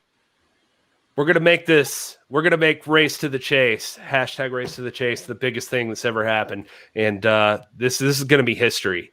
You guys are gonna 5 to 10 years from now, you're gonna look back, and we're telling people in the chat this very same thing. You're gonna look back, and right now, if you get involved on Fight TV or buying those tickets, you're gonna be able to look back and say, "I was there. I was a part of that. I saw that live. I was." Hey, listen, I was at the chase. Okay, there's pictures of presidents that have been there. The Rat Pack. I mean, a who's who. If Johnny Carson. All these people there. So look, everyone who's going to come, and I'm going to talk about this again periodically here and there between now and the end of August. But do yourself a favor, okay? Dress appropriately. Have some class. Come and let's represent all of us from top to bottom. You guys, for whatever you might think about me, you know that I represent the company in a certain way, and I think that the wrestling at the chase is the perfect opportunity for the NWA fans to show the world, hey, this is how we represent, and we're different, and this is how. Because look, you walk into that place and you go, okay, this ain't a grungy, greasy T-shirt with Dorito chips on it type of place. You know what I mean? Yeah. I mean, if for nothing else, I mean, just the different vibes that places can have. I love that. I don't know what you're laughing at, but I appreciate it. Tell your my assistant again. He's just we're gonna have to take Gary's suit shop. He's telling me, my assistant's telling me that my Moscow mule's ready and my steak is almost ready. Well, tell your assistant we thank him and we would love to see more of him in the future. We are fans of his as well. So anybody who takes care of the champ and is buddies with you or is Fernando, they said that you're doing a hell of a job. Keep it up. Very good. And make sure he keeps that mustache trimmed. We love it. I'm familiar with mustache. I've had interactions with him in the past. All right. Well, I'm afraid I'm mustache now. You guys. All right. We'll talk to you later. All right. Oh, coming live with the dad jokes tonight. I like it. All right. Well, there was the world's champ. We've gone way longer than we even planned to. Thank you guys for hanging out with us. This has been great.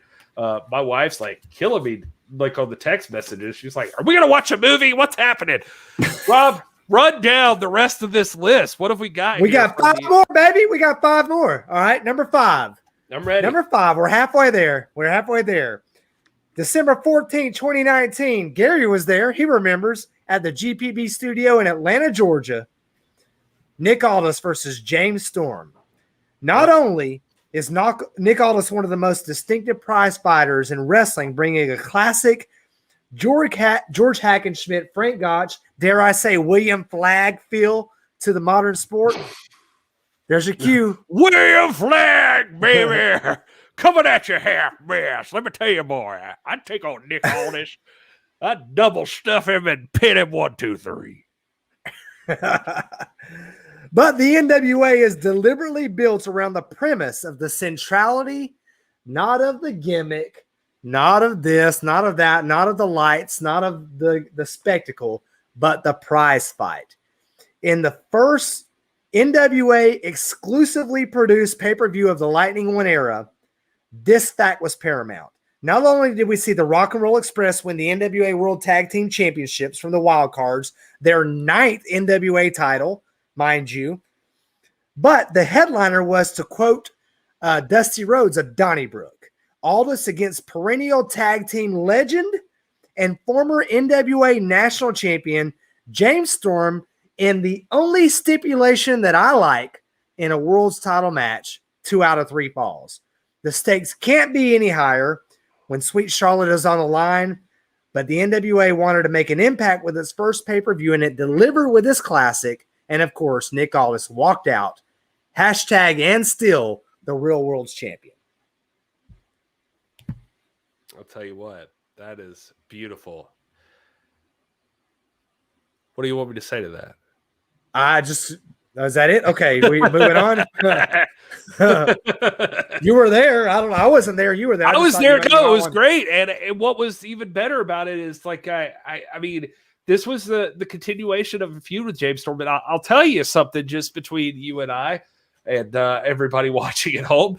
I never thought that the James Storm feud was ever fully reconciled. Like, it seemed like there was there's still business that could be tended to between those two men if they ever decided to pick it up again. You're right. All right, number 4. I know you look nervous over there because Jenny's lighting you up, man. I look nervous because I have to pee. So I'm gonna I'll tell you what. Go pee. Let's be real. This is loosey-goosey. Let's take a deep break. Here. Throw something on there real quick. I was going to do that number 3 if you'd ever get to number 4. Point C, throw it up. All right, we're going to do this real quick. We're going to take a quick break, and we'll come back with Rob's final picks. But if you haven't seen it, Zahir is Swami Barakas. If you haven't seen the music video that they put out dedicated to the champ, the real world's heavyweight champ, well, you're in for a treat because this song is off the chain, and here it comes. This is Zahir is Swami Barakas, and it's Hail to the King, or is that what it's called? God save the King, man. Come on, bro. Whatever. You got it. God save the King. It's available on Spotify, by the way. You can listen to this right now. So check it out. Let us know what you think.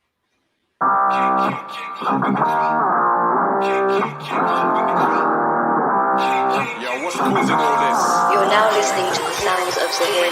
Call me the national treasure, like I'm Trevor McDonald. The diamond in the rush, shining past the pain and the struggle. Climb the summit, now they clamour for the glamour and hustle. Ask the cameraman to zoom in when I'm making them humble. A to the Z, been face to face with dangerous fiends. Went from oblivion to chasing gladiatorial dreams. Now they pack coliseums for this colossal machine. The biggest British invasion since the lads of Yellow Submarine.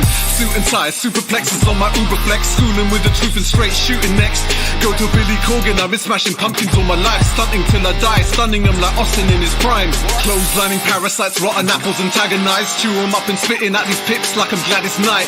Set the goals, lock foes and choke holes. Swallow souls and then pose with his 10 pounds of gold. All rise when I enter the room. Ready or not, here comes the boom. God save the king.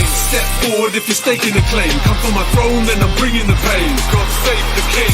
All hail when I ride into town. The real world champ's holding the crown. God save the king. Rule the waves in this glorious reign. Bow down when you mention my name. God save the king. king. Turnbuckle tactics, slamming across the canvas as the camera snapping candidly. Capture this heir apparent on the pedestal. Presidential views across the vestibule. A testament, it's a blessing testing my fortitude. The force of nature forming to form an orderly queue. The dealers holding aces and eights, bluffing you fools. Scuffing your crews, crushing the rules up in disputes. I'm breaking through with nothing to lose, stop your excuse. The real world's champs got the game in the cobra. Clutching the camel, pressing gorillas, dropping the shoulder. Taming the lion, slaying these giants on every corner. There's no holds barred when I de-establish the order. One king but two sides to every story. I made an impact so I'm bound for glory. It's nickel down economics when I'm overseas. No Irish charm me like it's over in the clover leaf. All rise when I enter the room. Ready or not, here comes the boom. God save the king. Step forward if you're staking a claim. Come for my throne, then I'm bringing the pain. God save the king. All hail when I ride into town. The real world champs holding the crown. God save the king. Rule the waves in this glorious reign. Bow down when you mention my name. God save the king.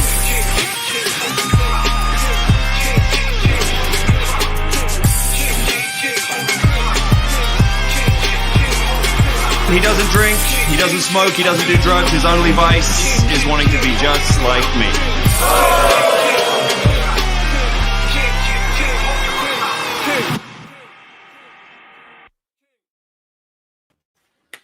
And there it is. Somehow I was on the bottom. I don't know how that happened. Hey, thanks for hanging out with us. If you are just joining us, then you're probably like, what is going on here? But what it is we're celebrating 1,000 days of Nick Aldis as the real world's heavyweight champion. We're also celebrating hashtag NWA 73, hashtag Empower, hashtag NWA Power, and hashtag Race to the Chase. Tickets are almost sold out, you guys. You got to get in on this, especially if you're in the St. Louis region. If you haven't already bought your tickets, you got to do it now. Thank you to everybody who's watching. Thank you to everybody who's participating in the chat. This has been a blast. We've had Mickey James in the chat. We've had Nick Aldis on the screen. We've had the mysterious Fernando, who's the assistant, handed Modelo's to the Real World's heavyweight champ. And we've got the doc, Rob Stinson, who's running down for us the top championship matches you should look for when you talk about Nick Aldis. Nick Aldis just gave us his number one. Let's see if it matches up with Doc. Doc, I think we're at number 4 right now. Is that right? We're at number 4. I think it's kind of peculiar though that of all the hashtags you just threw out there, which we'll be celebrating between now and August the 28th through the 31st, the one hashtag you left out was hashtag day 1K. Very peculiar, Gary. We didn't discuss that in our production meeting, so I didn't know about that one. Okay. Just to be honest with you. Number 4, I'm gonna let it slide. Number 4, September 15, 2020. I love this match, man. This is one of my favorites because everybody who says, oh, there was the pandemic, there was COVID, he didn't defend for a year. I'm like, wait a minute. Last I checked, September 2020 was right smack dab at the height of the pandemic. And that was when the NWA was partnering with UWN, Primetime Live, Season 1, Episode 1 in Long Beach, California. The first time that the NWA World's Heavyweight Championship had been defended in Long Beach in like 50 or 40 years or something like that. And that was when Nick Aldis gave a challenge, offered a challenge up to Miracle Mike Bennett. Now, 2000 will forever carry the stigma of the global pandemic. I'm not trying to make light of that, so don't misunderstand me. Everyone was disappointed when the NWA went on hiatus, and you saw in social media today, none more than Nick Aldis, none more than him. It was with great anticipation, and even with an accompaniment of an episode of 10 Pounds of Gold that the three of us helped produce, by the way, that Aldis accepted the challenge of one of the great contemporary ring technicians of our time, Miracle Mike Bennett. Bennett, battling his own demons, hungry for redemption, and in need of a miracle, no pun intended, or maybe it was intended, to reestablish himself as a professional wrestler. He and Aldis main evented the inaugural episode of UWN Primetime Live. All right. It was one of the most emotional matches of Aldis's career. Bennett succumbed to the cloverleaf, though he never quit.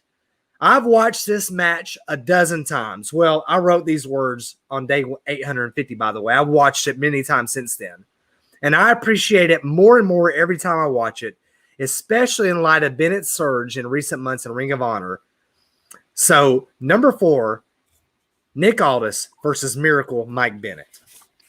I'm going to be a huge fan of that match, so I'm glad that this made the list. Mike Bennett was an incredible opponent. Still, yet again, I mean, here in your top 5, we're already 2 for 2 on people I would love to see Nick Aldis matched up with once more. So I think, if anything, that's a testament to the man himself. It's just like you just enjoy seeing him wrestle these fantastic opponents. It's a testament to them, of course, but how many can you have with Nick Aldis? I mean, I've seen like criticism of Nick Aldis all day long. I mean, like he said, you can't fix stupid, but Nick Aldis is, I mean, it feels like all of these matches you've mentioned so far have been epic contests. And so that's got to be a testament you give him credit for. I want to take a quick second to say what's up to our friend in the chat here, Ragtag Army, who bought their tickets today. So thank you so much, buddy, for doing that. We're going to meet you in St. Louis. I'm not going to sing the song. I might. We'll wait. Go ahead. But anyway, meet me in St. Louis, meet me at the fair. And anyway. And we shedding viewers, bro. We shedding viewers. Yeah. Crazy. If you ain't put everybody to sleep, then they ain't going to fall asleep to the sultry sounds of Gary Horn, let me tell you. So anyway, these thank you so much for everybody who's bought tickets already. We're just happy. Let's sell these MFers out. Can I say MFers on the? You can't say MFers. My Piper's right over here. Listen, she's over here on my TV, and you said Daddy, what does MFer mean? Come on, bro. I think you gotta start questioning why your daughter has a British accent, and who else you know that has one. Just saying. So maybe a little too close to royalty. So anyway, all right. Let's move on. My wife, the lovely Tanya, it was born in Ipswich, England. So for everyone who knows, there you go. Now you all know. So, all right. Anyway, number 3, and my man, my man Sin in the chat. He thinks like I do. I'm glad he just asked about what's up with Marty Scurll. That's funny you should ask that, because it just so happens that number three, Marty Scurll, August 27, 2019. Gary was there. He seen it. 2019 Crockett Cup in Concord, North Carolina. The reinstitution of the Jim Crockett Senior Memorial Cup was supposed to be about tag teams, and it was, no doubt. But in the history of the Cup, Ric Flair always threatened to steal the show. Against Dusty in 1986, against Barry Windham in 1987, and against the Russian Nightmare Nikita Koloff in 1988. In 2019, Aldis kept this tradition as he and Scurll delivered a brutal spectacle that could arguably be considered the 2019 match of the year. As far as I'm concerned, it was the 2019 match of the year. Aldis, of course, retained the strap, but it hardly ended the rivalry. Billet Enterprises, of course, made a statement in the final episodes of Power prior to the pandemic shutdown. And on April 19, 2020, Aldis would certainly have put the final nail in the coffin of this feud. That is, until the world changed. Number 3, Marty Scurll. Man, that match in 2019 Crockett Cup, literally, that was the first match in probably years, because you guys were there with me, and I had kind of just come on board as part of the NWA fam, and I was just binge watching all of Power up to that point, all of 10 Pounds of Gold, and I got to the Crockett Cup in 2019, and that was one of the first matches in years as a wrestling fan that I literally got chills. I was like, this is the kind of match right here that I used to go to Blockbuster when I was a kid. I used to go to Hollywood Video and peruse the aisles of pay-per-view VHS tapes, and this was the caliber of match that I would see on there.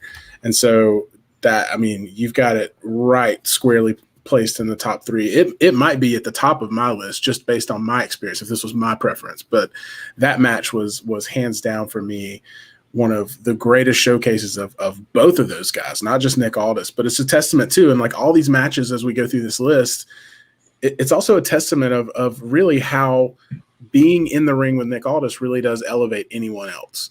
And that's the true measure of a great champion. The true measure of a great professional wrestler is every feud is interesting. Every match is top tier. So it really is hard to boil it down. But that Marty Scurll match in 2019 was insane for me. I'm going to try to keep this in check as much as I can and just keep it as short and sweet as I can. But if I could tell you my favorite wrestling event of all time ever, it was Crockett Cup 2019. And it was because I was there live and because arrangements and discussions were made. And I had started this podcast. This is the NWA, like in late 2018. And it had led up to this point that in 2019, I met the champ face to face for the first time, Mr. Nick Aldis. And also met Marty Scurll, also met Tom, Camille, all of those people. There's so many stories I have from that weekend. It was an epic encounter. A VIP event was held beforehand, or like a couple of them were. And by the way, that's something that's going to happen at in St. Louis for Empower and for NWA 73. There's going to be a fan fest. And let me tell you what, you want to talk about like just giving you all the feels for the experience. That's well worth it because the NWA does it like no other when it comes to fan experience. So you got to do that. But anyway, in 2019, I took my wife and we went to this thing and somehow got lucky enough to end up that somebody had front row seats. They sold us, and we ended up on the front row of the Crockett Cup, and it was epic.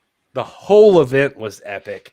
It felt like it lasted 30 minutes, even if it was 3 hours or whatever it was.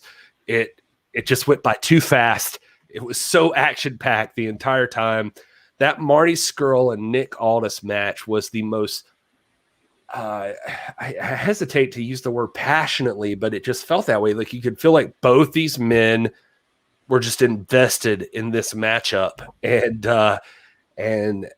there were moments, my wife being a nurse, that like there was blood, there was everything, and you thought these men were killing each other, just to be honest with you. And my wife is even like, should I do something? Should I do, and even see my wife that invested in a wrestling match was just epic. And it was such a good time. Every single minute of that whole entire weekend was some of the best times I've ever had involving professional wrestling.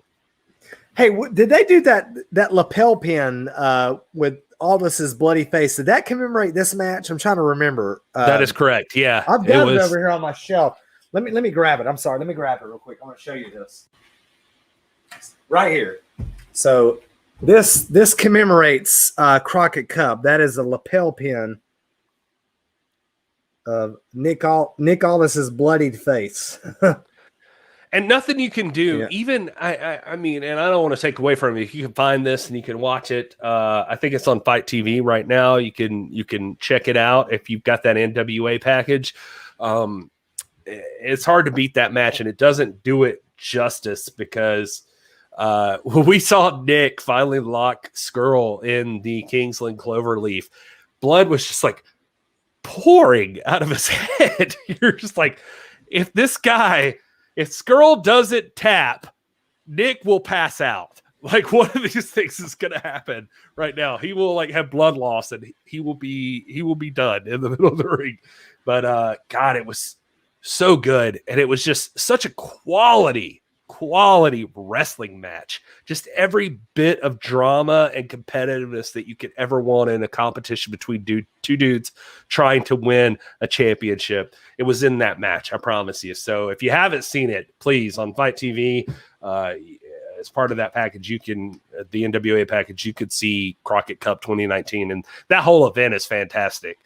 Even the tag team tournament, which, I like tag teams and I like tournaments. So it was great.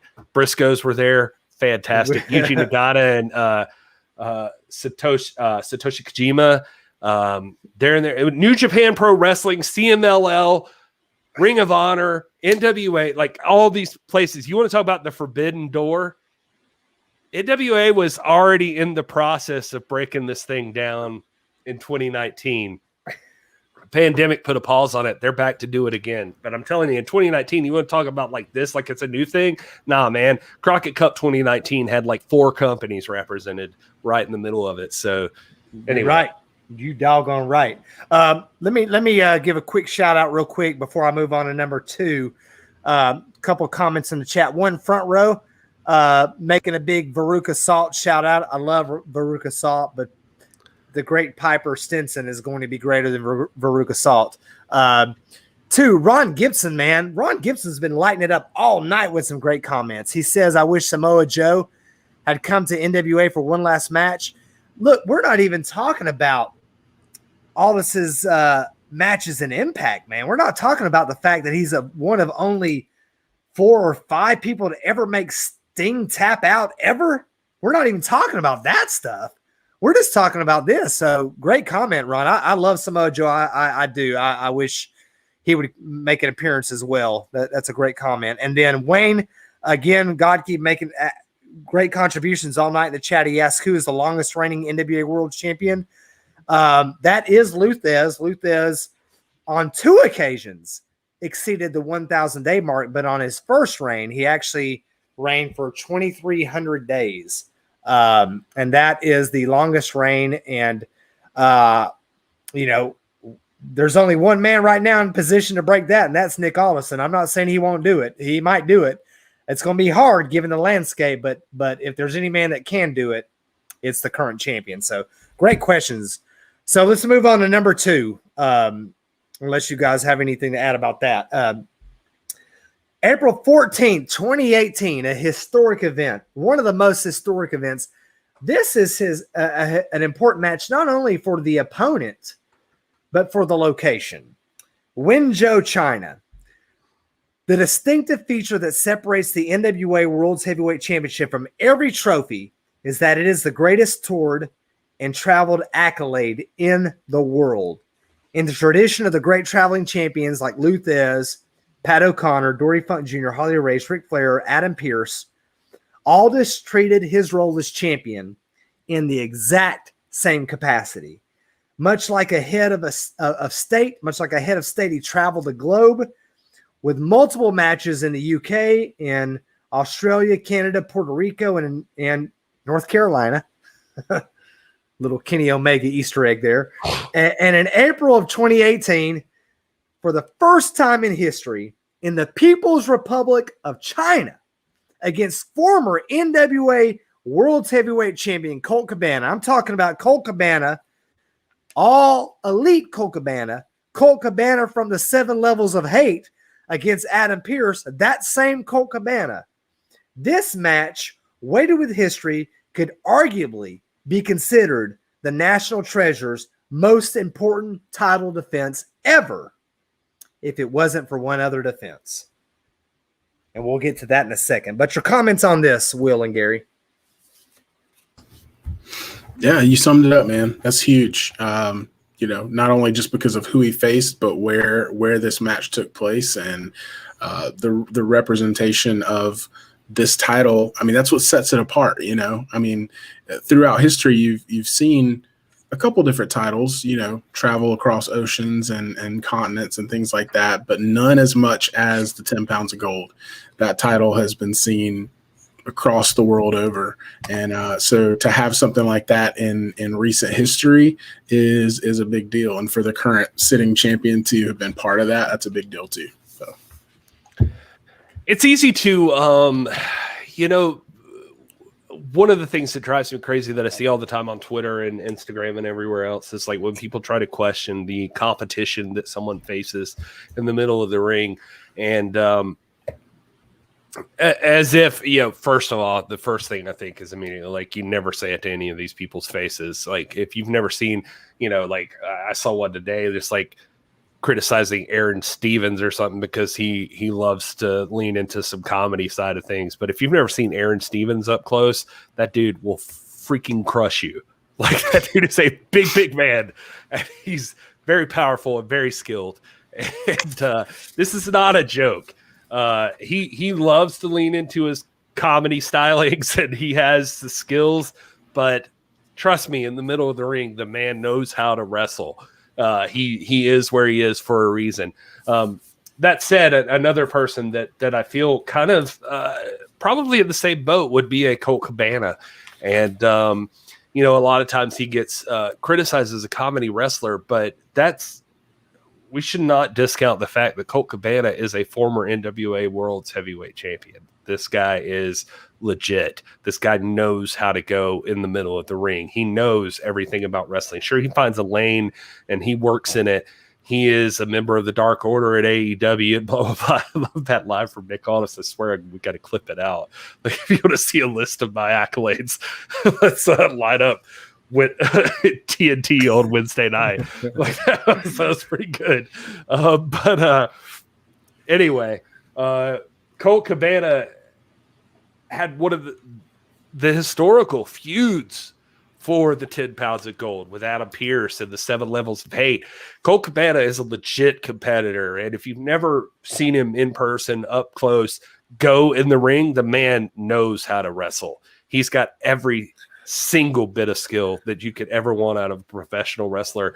And so as a former champion, see him going up against the current champion, especially in a place that World's Heavyweight Championship has never experienced before, like in China, that's history, man. That's epic. That's a big deal. And you can't discount the location, the challenger, or anything. I have to agree. I mean, that's one of the epic moments for the 10 pounds of gold, and Nick Aldis is defending that title against Colt Cabana. We also might point out that beyond his in-ring ability, which is where the title is defended, we could also make the argument that Colt Cabana is the first truly contemporary wrestler. If you make the point that there are multiple dimensions to wrestling. I don't want to get into insider talk. We're not insiders here. We're just all fans, okay?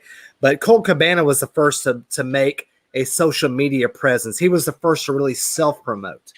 And that was a big deal. And especially going into a place like China. When he went into China, man, this is a guy who in a time when social media was just getting off the ground, when MySpace was still in its heyday, Facebook was launching and all that. He was on the cutting edge of that. And by 2018, this is a guy who had hundreds of thousands of social media followers on Twitter and Facebook. And so, you know, we're looking at Colt Cabana not only as a legitimate competitor, but he's also, you know, a contemporary competitor in the sense that he understands the broader aspects of the sport, the narrative, the self-promotion. So that's all I'm going to say about that. I've got to do an honorable mention here, and I don't want to because I think. Well, let me. Go ahead. Rob, Go ahead. No, I'm sorry. Yeah. If I don't, one of the best things I've seen in the chat tonight, I got to throw it to my brother Front Row in the chat right now. He says, "I've never seen Nick Aldis defend his title against anyone not worthy of competition. They all step up," and I think that's an ultimate testament to not only the competitors, but again, the man who's celebrating 1,000 days today as the real world's champion.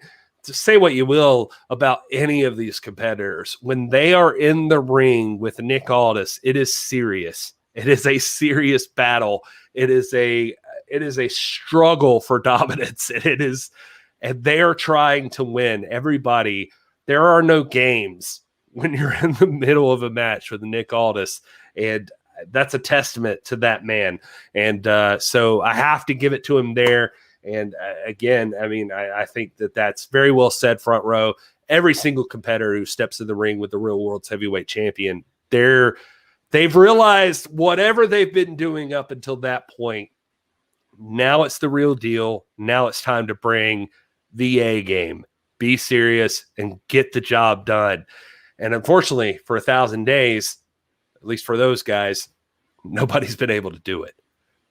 That's right. So my honorable mention before I get to number one, and I hesitate to put this out. I almost skipped it because I think this this whole match was illegitimate. It was born out of a conspiracy concocted by Conspiracy Corrigan and Irish Pat Kenny and I thought we were doing gerrymander Joe Galley, don't interrupt me, and Billy the Kid Trask, the outlaw Billy the Kid himself, to get Trevor Murdoch into a situation to wrest the title from the champion that they don't want to acknowledge, okay? But I will say this. Before I go any further into that, I will say this. No one has ever made me feel like I felt when Ric Flair faced Dusty Rhodes in 1986, like Trevor Murdoch has. And so, therefore, my honorable mention has got to be Trevor Murdoch at When Our Shadows Fall. This is the modern day Dusty Rhodes, Ric Flair, if there is one. If it's not for my number one pick. I mean, there's a lot of places I could go with that, a lot of questions I would love to ask you, but I'm just going to take the moment to celebrate the fact that you did mention Trevor Murdoch here, and I can't help but agree. I think the Trevor Murdoch and Nick Aldis feud is amazing. I want to repost an interview I had with Trevor Murdoch back in the early days, like the first season of NWA Power, where he took on Nick Aldis, and he slipped on the top rope, and Nick Aldis got the pin. And Trevor Murdoch told me in that interview, like, he predicted it there. He was like, "We are not done. I am not done with that man. I am going to keep coming after him." And he has, and he continues to. And it's just so cool that's a story. That's a story we should probably do a better job of telling, but Trevor Murdoch has been chasing this man for quite some time, and so yeah, it's hard to disagree. That's Trevor Murdoch, honorable mention, sure, yeah, quality opponent, 100%. Honorable mention in spite of the conspiracy. Number one. All right, here we go. You guys saw it. I didn't know the champ was coming on here until about 10 minutes beforehand. But just to know that our minds are aligned here, we think alike. Okay, number one, September 30th, 2019. This wasn't the first time these guys met. It wasn't the first time. Maybe not even the most important time. But on NWA Power, Season 1, Episode 1, in the GPB studios in Atlanta, Georgia, for the last time Tim Storm got his crack at the 10 pounds of gold. Now, NWA Power changed the wrestling landscape, changed it, but it needed a major fight to kick off a major project, and this was it. Aldis's most important title defense against perhaps his greatest, most career-defining opponent, the great Tim Storm.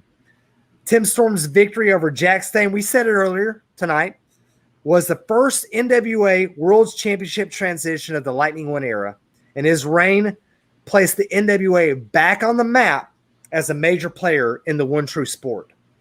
When Storm's reign ended at the hands of Nick Aldis, the whole world wept. Not me, I didn't weep, but the whole world wept.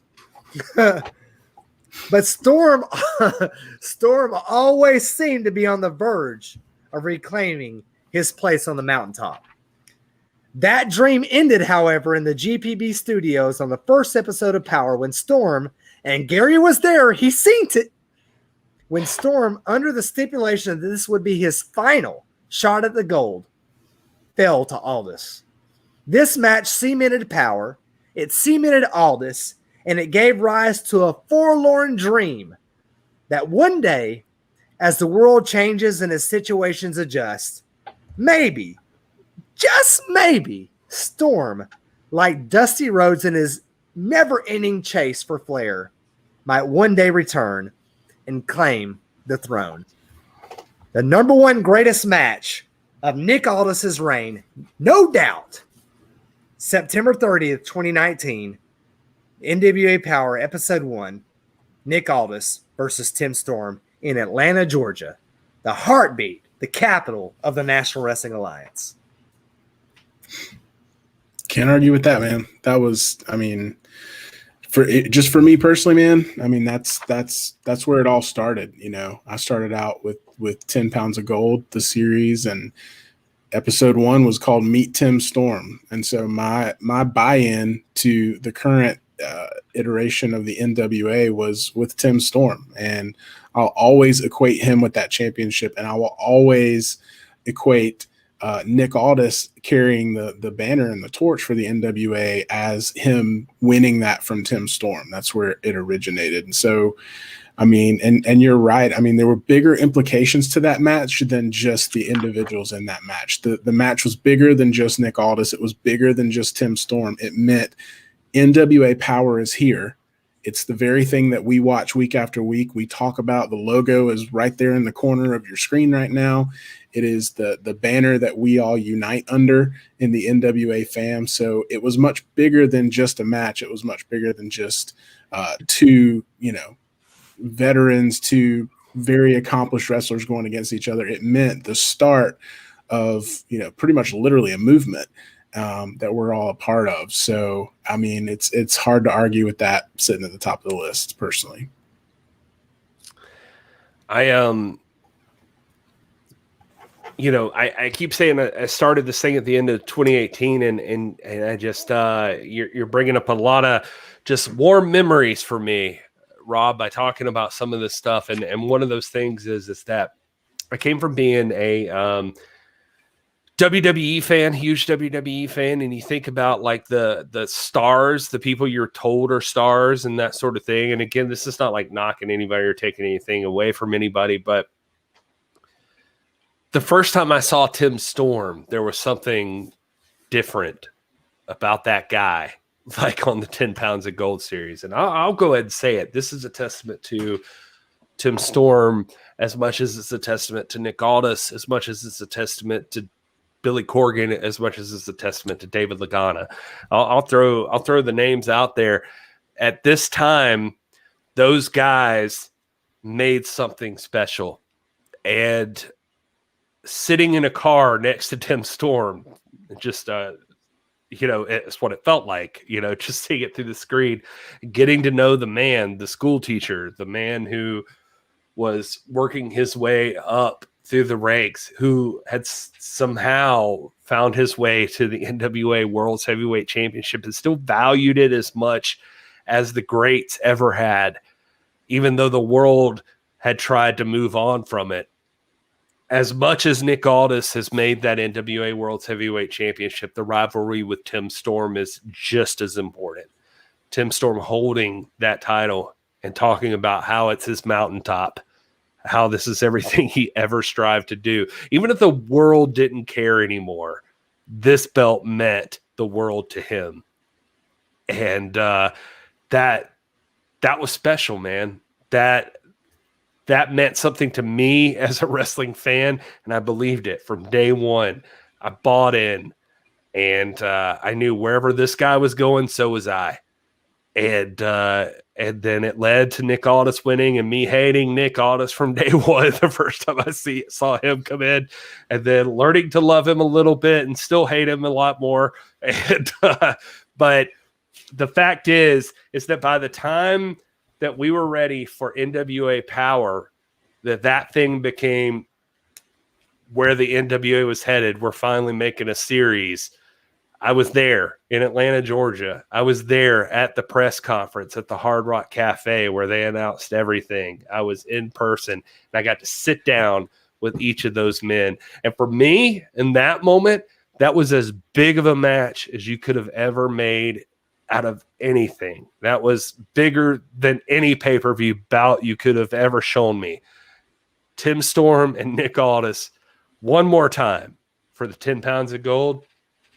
My God, like those guys, it felt like they were, I don't know. I think of the Dark Knight when like Batman and the Joker, like when Batman's got the Joker hanging upside down or something, and the Joker's like, it feels like we're just destined to do this forever or something like that.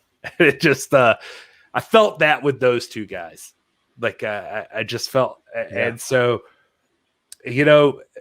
it's sad because Tim Storm's like done such a great job on commentary. You see him on there, and you're like, "Wow, I need Tim Storm over at the commentary position." But there'll always be a piece of me that needs to see Tim Storm one more time, one-on-one with Nick Aldis, because I swear to God, if there's anybody that's got his number, it's Tim Storm. Tim Storm's got the heart, and he could do it any day, anytime. There's a chance Tim Storm could take that 10 pounds of gold again. And God, I'd love to see it. Anyway, I could gush all night about that.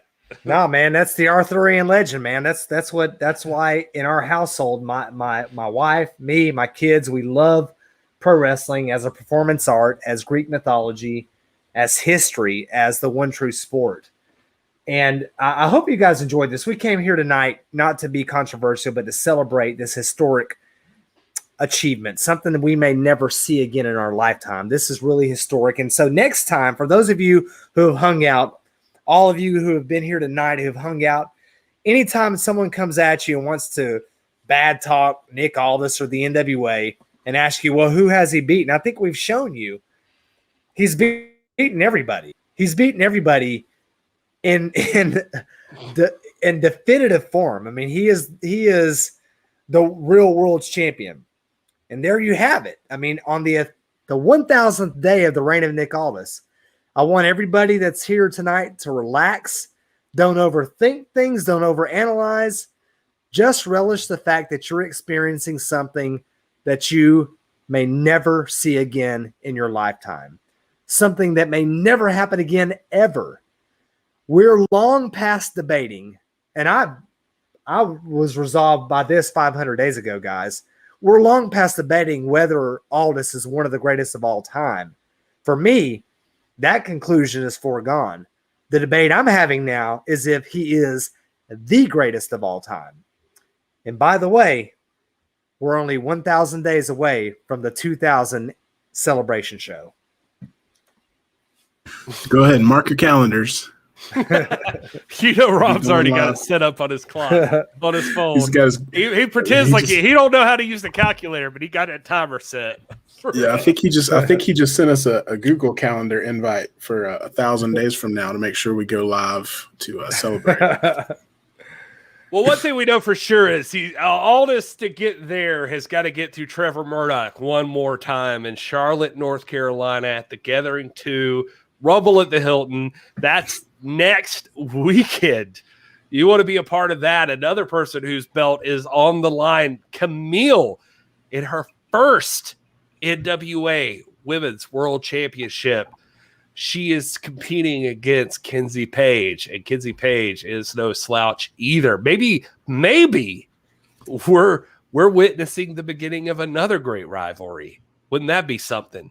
So maybe you want to be at the Gathering in Charlotte, because you could be seeing the beginnings of something special there too. Kenzie Page and Camille could be starting something epic.